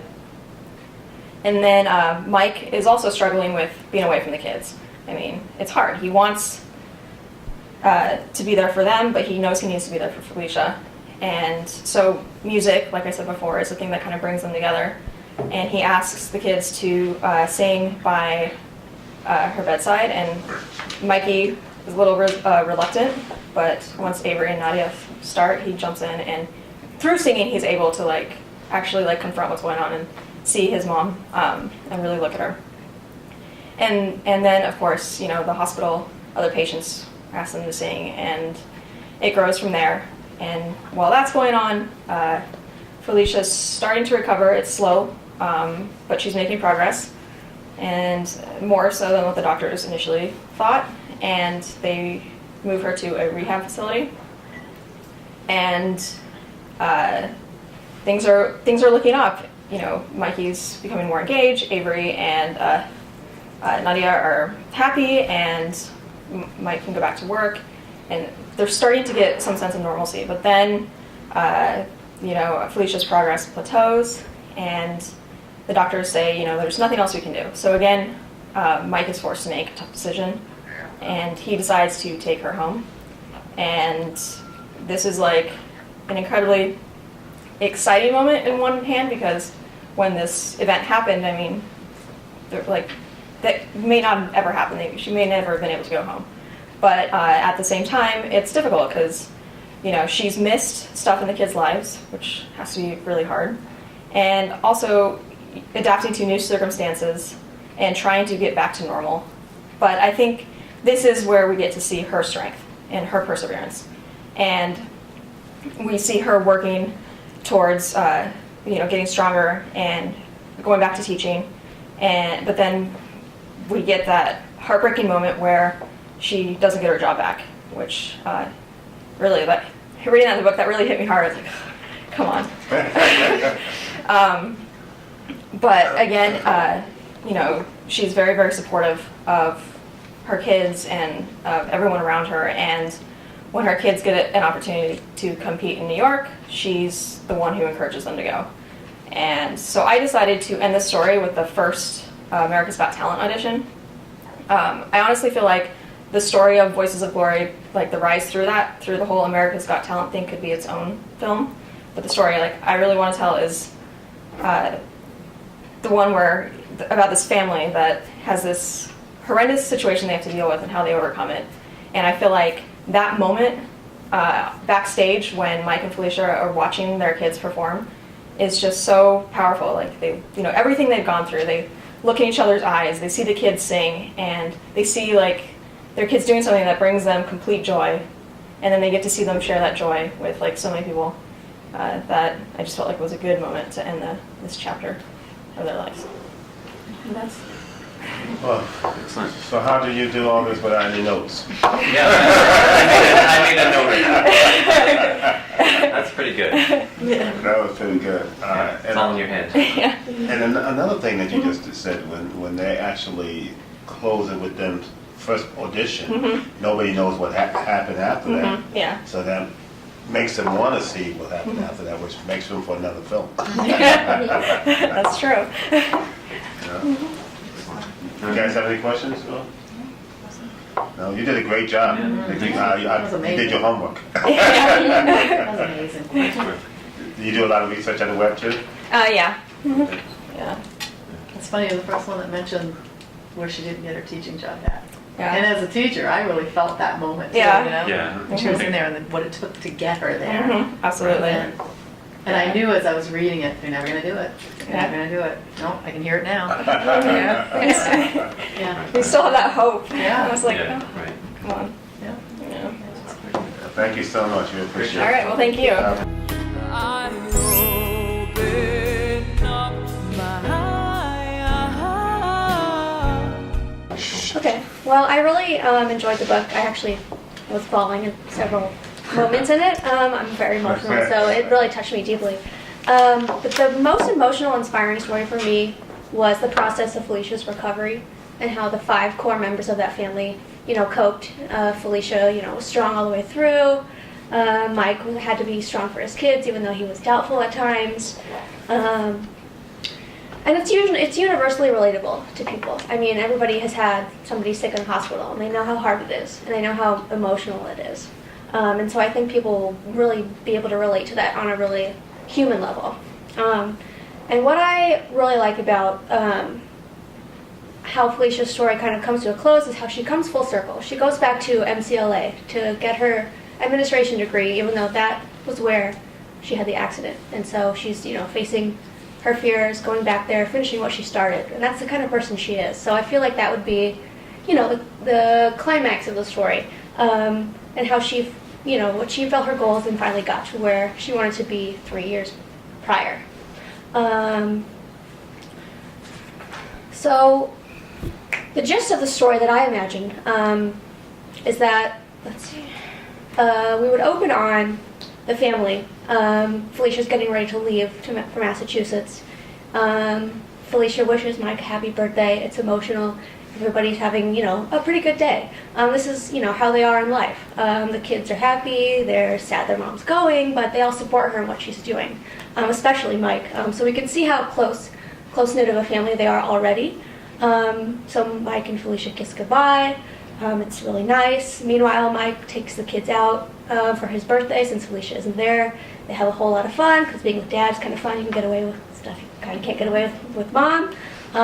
So they have a good day. Mike, at night, he's wondering why Felicia hasn't called. He's getting restless. He's flipping the pillow over. And finally, we get that call. He answers it. We don't really know. We hear what he's saying or not saying because he's pretty much shocked into silence.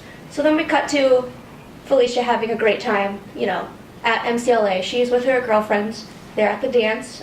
So since music is so important to her and is, such a big part of her background and, how she gets through life, she's really enjoying herself. This is where she wants to be.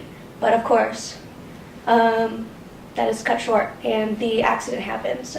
So we cut back to Mike. He's waking up the kids. He doesn't really know what to do or what to say to them, but he just knows he has to be strong. And so he tells them, your mom's hurt. We have to get in the car and go somewhere. They don't really understand.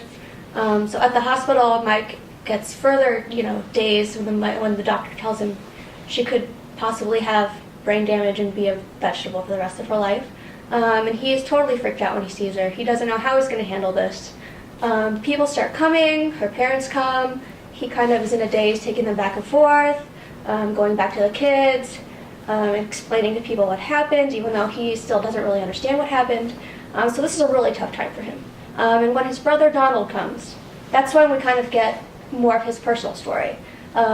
Mike confesses to his brother that, hasn't he had hard enough a life already? Does he deserve this? Does anybody deserve this? And he knows he cannot do this alone. And so at this point, we would see flashbacks of Mike's childhood.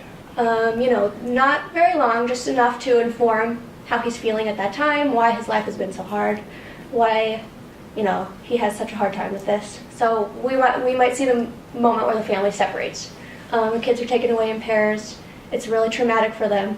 And so he's kind of reminded of that trauma right now when he's in the hospital. But he realizes, he's not alone. He has to be strong for the kids. So he asks Mikey if he wants to see his mom. Mikey, he feels like he has to be strong for his younger siblings. So he goes in and he sees his mom and he's terrified. He can't look at her. So Mike suggests, well, why don't you say something to her? And he's like, well, I don't know what to say. So Mike says, well, then if you don't know what to say, why don't you sing her a song? Any song. She'll be happy to hear your voice. I promise you she will hear your voice if you sing to her. So she does, and that's kind of, the first happy moment in this, awful turn of events. And then Mike runs into another obstacle. Felicia's parents, they argue with him about if she's getting the best care, if she's at the right place. But Mike is confident that he knows what's best for her. They're a team. They've been in this together. He knows what she would want. So he knows what's best for her, and that's what he tells her parents. He really defends himself. So we see Mike finally kind of coming out of his depression, almost. His first stage of depression, anyway. So from there, he stays in the hospital. It's really tense. He almost, thinks he let her fingers move, and they do, but then he realizes they stop, and he, is always questioning the doctor. Well, can we get another CT scan? Are there fluids building up in her brain? And finally, he puts his foot down, and he's like, we need to get another CT scan. And so they do. And they realize there's fluid built up in her brain, and he was right. So he's been proven that he knows his wife best, and he knows what's best for her. So after that, she's moved to the rehab hospital, where they start to do therapy, and she actually starts to improve, responding to touch. And this is when the kids take the initiative. The two younger ones are now able to see their mom, so they have the idea, well, why don't they start singing, their church songs to her? They are such, great singers in church, everybody loves them. Music's really important in their mom's life, so they sit by her bed and they sing to her anything that comes to mind. And she actually starts to smile. And we're like, oh my God, she's responding to their voices. And she actually, starts to get better. The kids realize that she can respond to their touch when she hears their voices. And things are going really well. She can go home for Thanksgiving. So that's, another step up. She can't really speak yet, but her family is there to help her with things she can't do.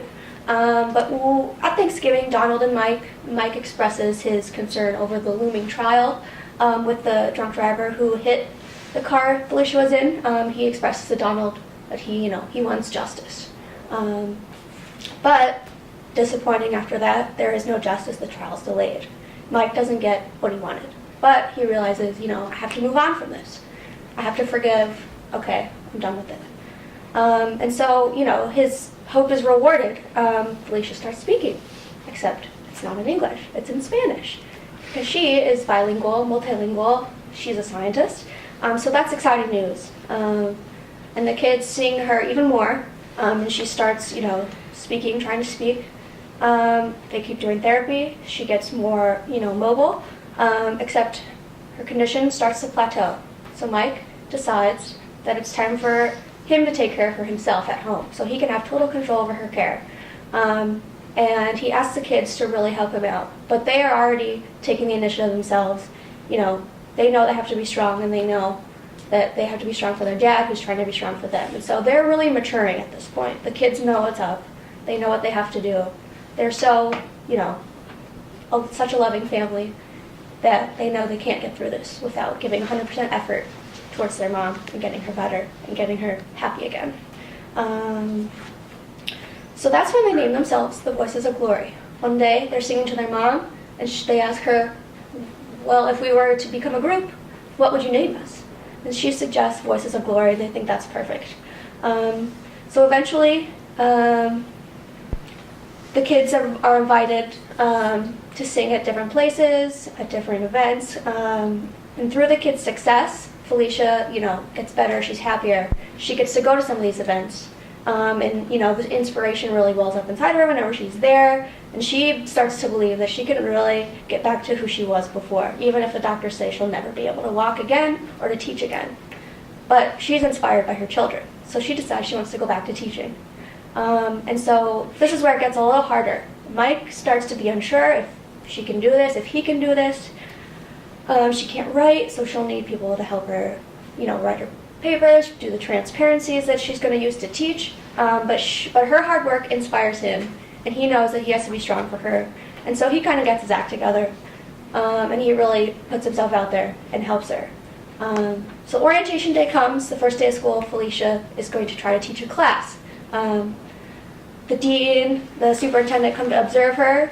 She's really nervous, but she's like, I know what I'm doing. I've done this for years. Why can't I do this now? And she does run into a few speed bumps.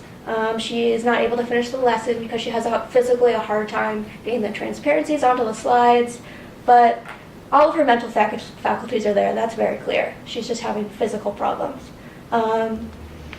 She believes she did her best job, and so when they tell her that they don't think she's ready to come back, she's like, okay, that's too bad for me, but I did all that I could, and we'll just have to try again next time. So at this point, Mike is also, down in the dumps.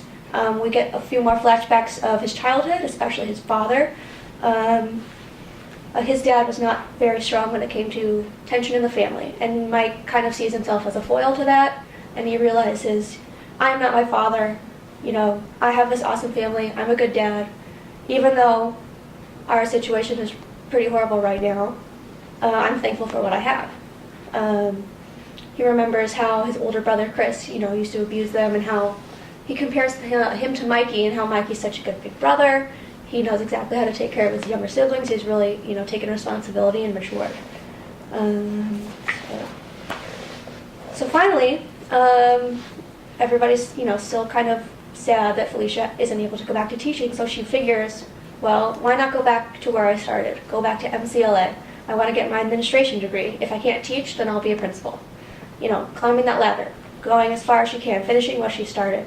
And at this point, Mike is all in. He realizes that, if she thinks she can do this, then she can do this. He believes in her. They're a team. So she goes to MCLA. She needs a lot of help, and people are very, apprehensive about this person in their classroom that they, are curious about, but they don't quite want to approach her and ask her. But finally, they get to know her, and empathy starts to spread. And people, when they realize that people are in trouble, they feel for them. They've been through that. And so the most inspirational moment happens when she comes into class one day and she decides she doesn't want to sit in her wheelchair. She wants to sit in a desk like everybody else. So some strangers that she doesn't know, students in the class, they're like, well, we'll help you. And so they take her out of her wheelchair and stick her in the desk, and they have a totally normal class. And that happens every day for the whole 2 weeks they're there. Her hard work and her optimism are infectious. Everybody, kind of catches it, and they realize how hard this person is working. And then they invite their children to come and sing because they've heard how much her children have helped her, strengthen herself and go for what she wants. So they come there, and they have a concert, and they sing, and everybody's teary-eyed, and it's amazing. And at that point, we find out that Felicia has passed all her classes with perfect grades. And the final kind of great moment that happens is Mike is also called up unexpectedly. He stands next to his wife. He's presented with his honorary degree because of all the help he's given her. Everybody's cheering. The kids are up there on stage too. Huge applause. And then that's it. Except, so that's kind of the climax. And then the denouement kind of part, after all that awesome stuff happens, I figure everybody already knows kind of about how they got on America's Got Talent. So this is kind of a before they got famous. So the story is going to kind of stop, after they've achieved what they want to achieve. Because that's the real heart of this family, is that story. So I believe that the most time needs to be spent there. And the kids and Mike really helping Felicia to reach her goals and recover fully and get back to where she was. And that's pretty much it. Excellent. Nice job. You guys have any questions? Oh, really? Pretty thorough. I like the way you put the whole crux of the story was on. That's what I felt was the most important on the recovery. Mm-hmm. Yeah. They're and so how strong the family and so got through that Mm-hmm. whole process. It's key. Good job. That's nice. Good job. Thank you. Any other questions? I have questions for everybody else. I don't have any questions for you. Okay. That's good. That's a good thing. That's a good thing. I open up my heart. Good. So first I'm going to talk about some of the things that I really connected with in this book. And there were quite a few of them. first and foremost, I am very interested in music. So I have a pretty musical background. I started taking piano lessons when I was 8. I played in the marching band and symphonic band and rock and roll bands. And growing up, music was just a really big part of my life. My dad played a bunch of musical instruments, so I think I sort of got that from him.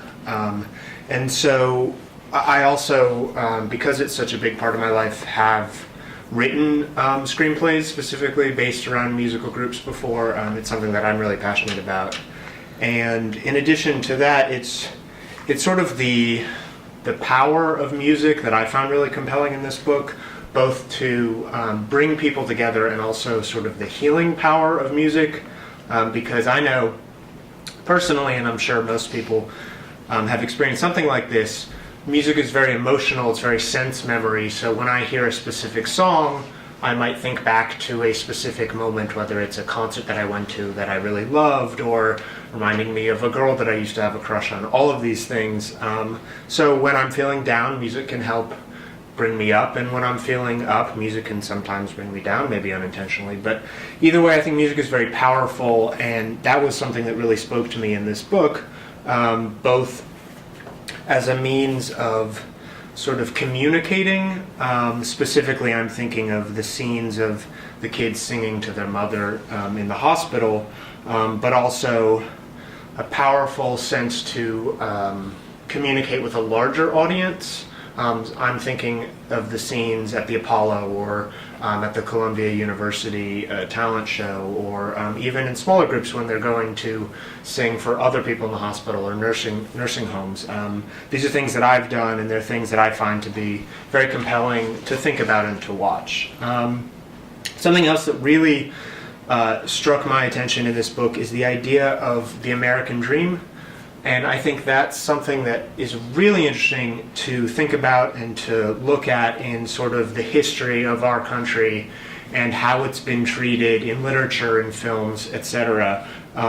It's sort of this idea of the power of individualism, of one person or one unit to combat the odds and sort of rise up and achieve their dreams. And I find that to be very inspiring and also interesting to explore in a variety of different ways. At the same time, to me, the American dream is not just about overcoming odds and achieving your dreams, but also once you get there, it's about giving back, and it's about being kind and being generous, and all of those tendencies are things that I see very much present in this book and in the story of this family.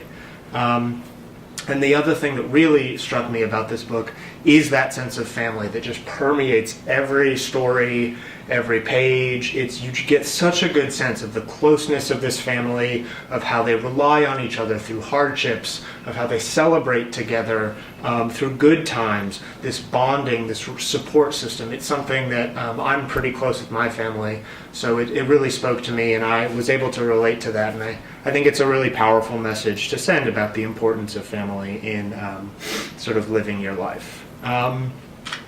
So in terms of adapting this story into a film, into a screenplay, what I would do is use the section where they're going on America's Got Talent as sort of a framing device. So that section to me offers the most kind of forward momentum in terms of story, the kind of thing that if you're sitting there either reading the screenplay or watching the movie sort of has you on the edge of your seat, has you tuned in, you really want to see what happens. I know personally when I was reading the book and I got to that section, I would sit down to read it and I would look up and an hour had passed and I had gone 50 pages and it just zoomed through because it was so interesting and I found it just utterly captivating. And so I like the idea of using that as sort of an overall structure, and then peppering in a lot of that rich backstory, the history, the stories of the different generations, the story of the mom being in the hospital, all of these things sort of as flashbacks, using that America's Got Talent device as a frame story.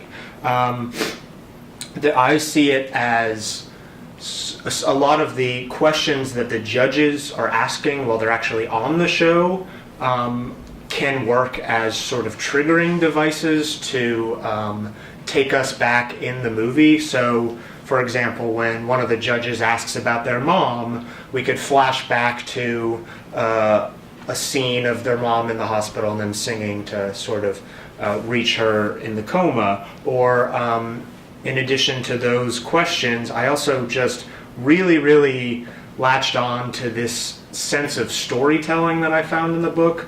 A lot of it is just Mike sitting around telling stories with his family, recounting, reminiscing, and that really ties into the sense of family that I got in the book, because when extended families get together, it's always just telling stories, remembering, laughing, crying, all of those things that come with it. So I really like the idea of Mike telling stories to the kids.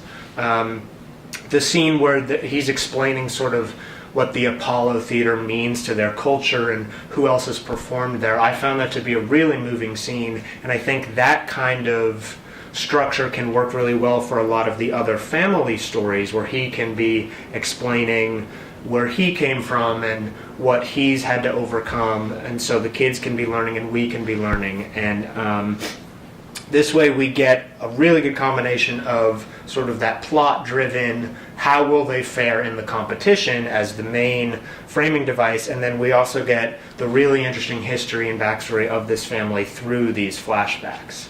And so while I was thinking about how I would actually be writing the script and what this would look like on screen as a movie, I got to thinking back to that sense of music and what really drew me into the music of the story. And so I sort of see this this technique of using the music of Voices of Glory as sort of a transitional vehicle in the script.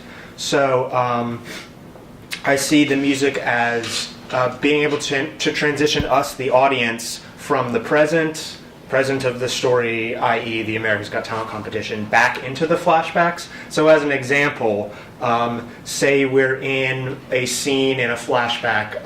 One scene that really stuck out to me was when they're singing to their mom in the hospital room and Avery feels her hand squeeze. It was a really powerful moment. And so I'm thinking, like, we have that scene, and then the song that they're singing, keep singing in the background while we transition to, say, a practice that they're doing for the America's Got Talent competition. The reason that I was thinking about this is because, to me, the music in the story really acts as sort of a connecting thread between the different levels of story going on. That way, it's not just like we're in the present and then there's a flashback and then you get kind of a cheesy flashback sound effect and it goes like into a dream sequence like you would see in a TV show from the 60s or something. That way it becomes sort of thematically relevant because the music is connecting the family together, it's connecting the kids to a larger audience, and it's also sort of more formally connecting the parts of the story together from a structural standpoint. And the other thing that really I was thinking about in terms of theme and sort of larger thematic questions and messages that the story can get across is this idea that I sort of came up with of harmony versus disharmony or discord. Obviously, that's a big thing in music from a literal, definitive sense of harmony, which is, you know, the voices of a melody coming together to sound pleasing to the ear. And it also works in a larger metaphorical sense, obviously, going back to that idea of togetherness, of bonding, of family. And what really sticks out to me is the fact that there is so much harmony, both literal and metaphorical, throughout this story, when it seems like it would have been so easy for discord and disharmony to sneak in there throughout the hardest, most difficult moments, when it looks like Felicia's not going to get better, or when they're dealing with money issues, or going back further to the difficult childhood of Mike and his siblings. It seems like it would have been so easy for people to lose focus or lose hope, but that sense of harmony I found really prevailed throughout the story. And it's sort of a nice way to tie in the actual harmony of the music of the three voices harmonizing with sort of this more metaphorical harmony of the family, of the togetherness of the unit. And that's pretty much my take about Higher Than Me. Interesting.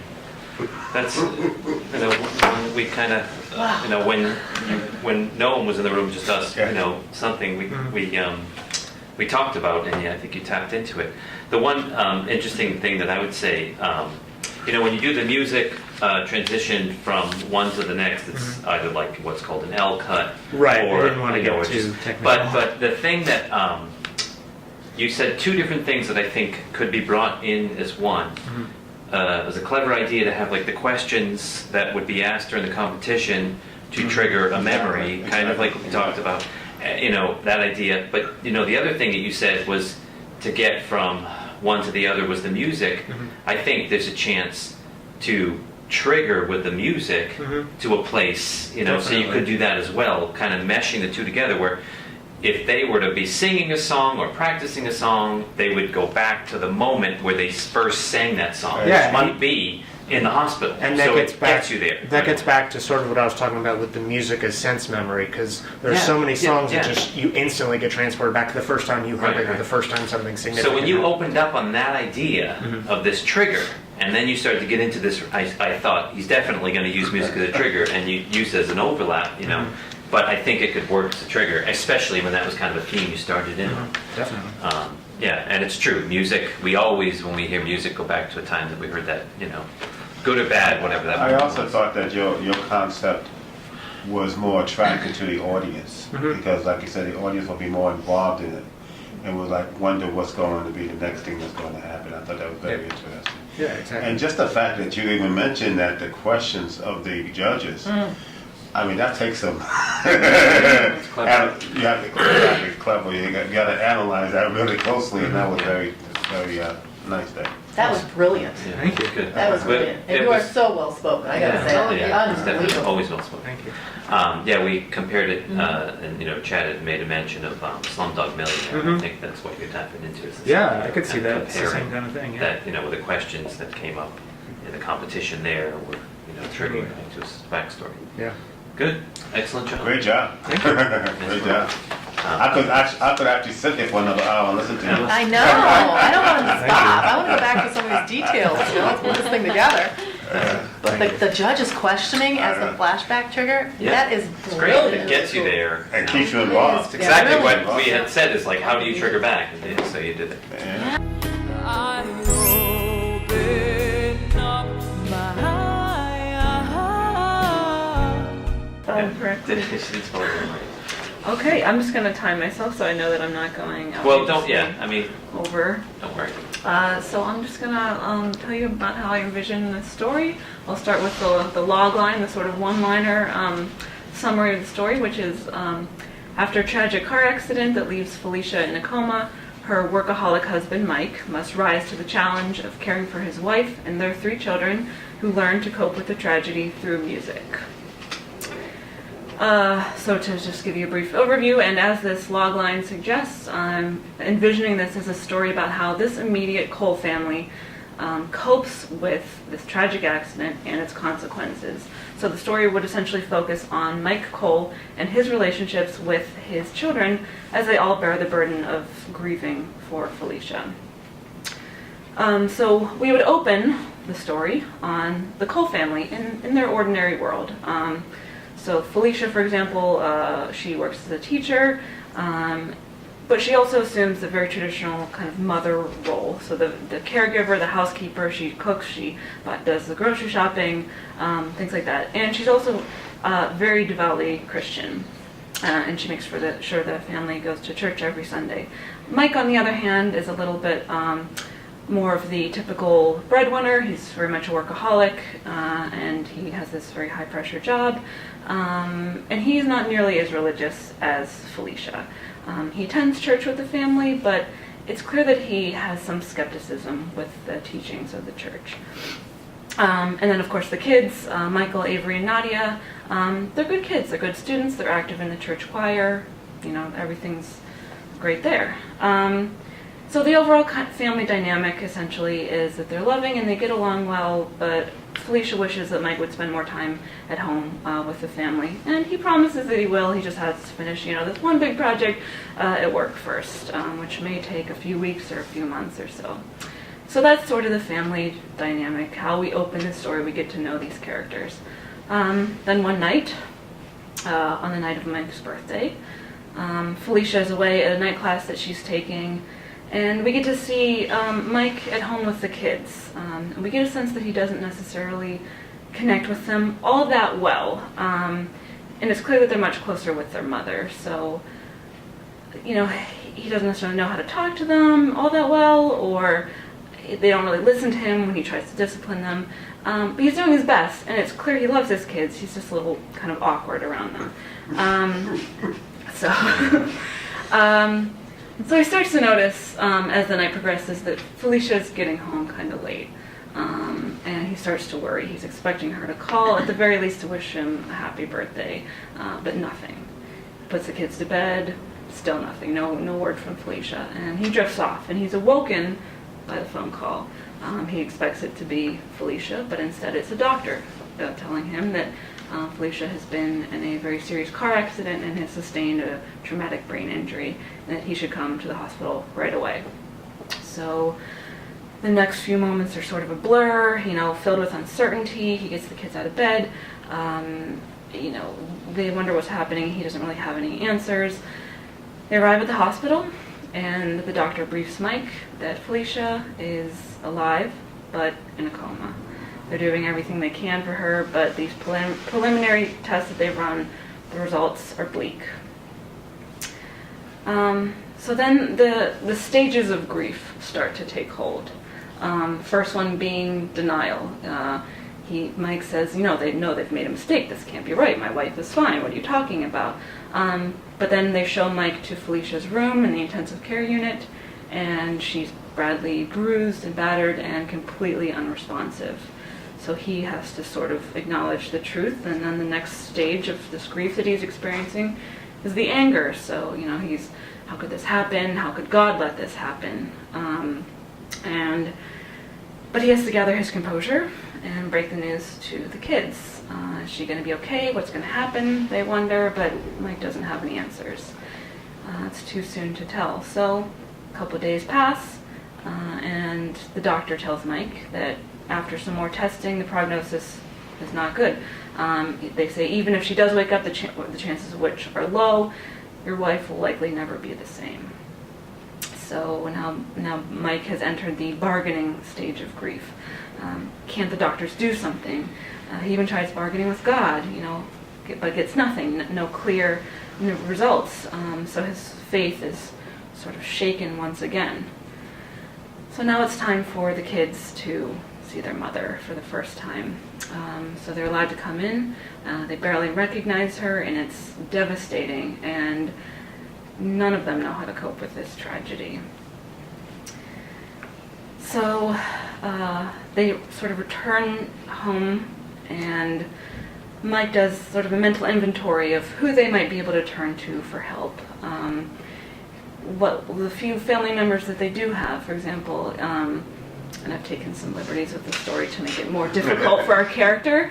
But you know, the few siblings that Mike does have, he's out of touch with them, and they live in other parts of the country anyway.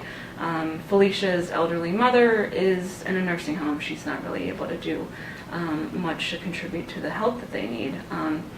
Neighbors, colleagues, friends, they bring casseroles, they'll pay a visit to the hospital, but none of them are really in a position that they can then help and care for the kids for any significant length of time.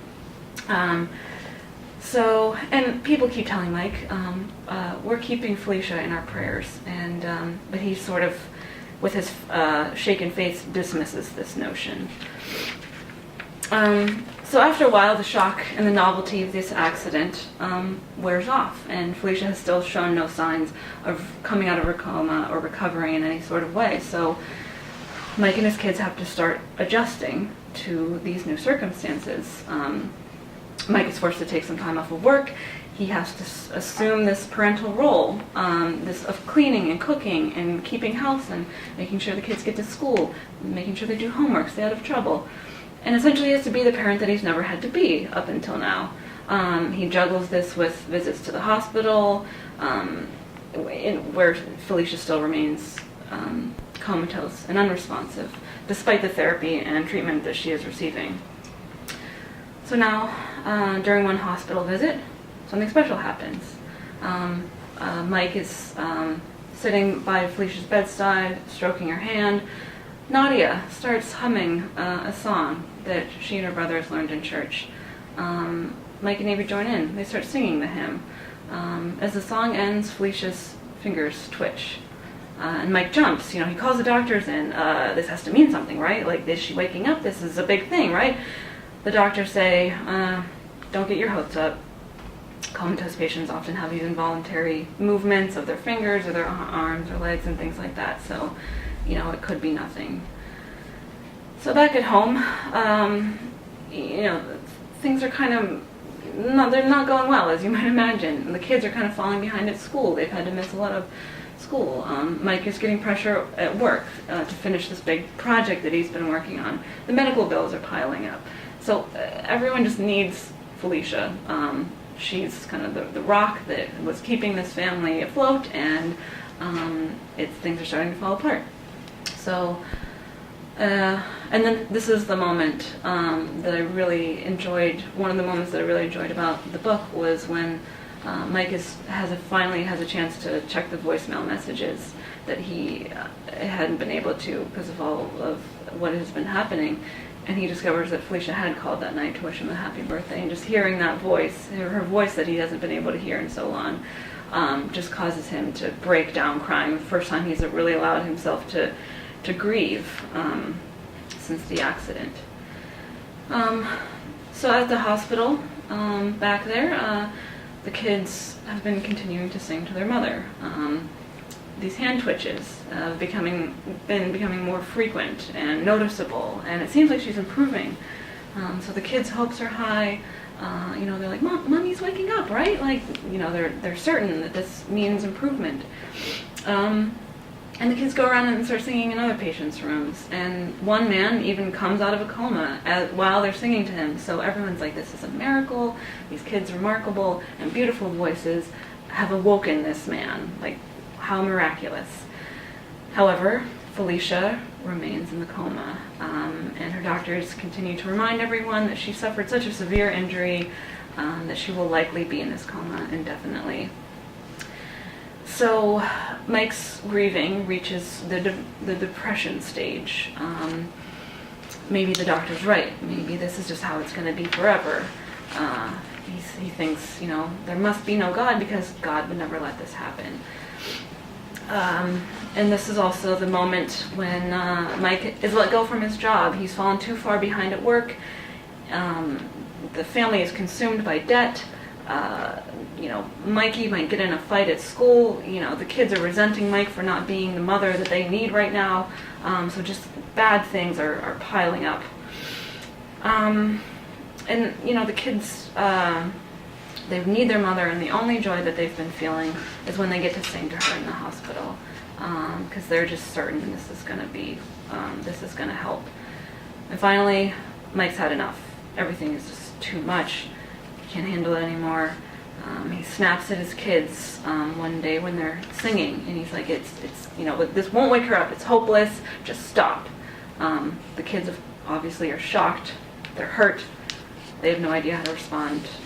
Mike storms out, breaks down. He goes into an empty room. He cries. He prays. He prays that Felicia finally comes out of this coma. He needs her. He can't go on without her. The kids can't go on without her. And suddenly he hears singing. The kids have resumed their singing to their mother. He drifts back into the room. The kids they're tearfully continuing the first hymn that we originally heard them sing. The song ends, and then the miracle. Felicia stirs. She blinks. She tries to speak. It's garbled, but it's distinguishable enough to sound like Michael. She says Michael. So she's awake. She seems aware. The doctors and nurses, they rush in. They confirm that she has awoken from this coma that she wasn't supposed to wake up from. So Mike falls to his knees, thanking God. The kids crowd around. There's a big family embrace. It's a beautiful, miraculous moment. And So we end on the family. They're at church. Felicia is with them. She's still in recovery, so she's in the wheelchair, but they are back together again as a family. And I was envisioning the script ending with sort of the freeze frame, like, let's catch you up to the present, and then showing how the kids have formed Voices of Glory, how they've gone on to compete on America's Got Talent, and their progression from there. So that's my story. You sticking with it? Sticking with it. Well done. That was good. So your meat and potatoes is basically on the tightness of the family. Yes. And how they have to cope as Right. the family unit with the tragedy. That's beautiful. No. And I like the fact that you showed enough of Mike's lower points. You know, it wasn't all good. You know, it wasn't all him. You know, Dealing. working through it. It was him giving up. It was him saying it's not going to work. It was, you know, those moments I think are critical because it makes us worry it's not going to work. Exactly. You know, and then it makes it much more fruitful, which I think It your makes delivery of the makes it moment. more real. Yeah, absolutely. It is real, but makes it more. It makes it. People can relate to it. Yeah. Yeah, that way. definitely. Because you know, it can't be easy to go through something like that. So it's not as though you're just strong and go and work through. You have moments of weakness. Exactly. Good job. So you enjoyed the book? Yes. It's a very compelling story. Good. I'm so afraid of disappointing you. My hopes and dreams are fading fast. I'm all burned out. I don't think my strength's gonna last.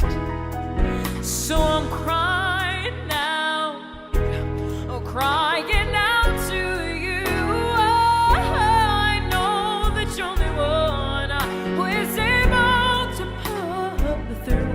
So I know I need to talk to you and ask you for your guidance, especially today when my world seems so cloudy. Lord, guide me until I'm sure I open up my heart. Oh yeah, yes I do. So show me how to do things your way. Don't let me make the same mistake over and over again. Your will be done, and I'll be the one to make sure that's kept down my heart. Oh, all I need to is just hear a single word from you. I open up to you. You're the lover of my soul, the captain of my sea. I need a word from you. I open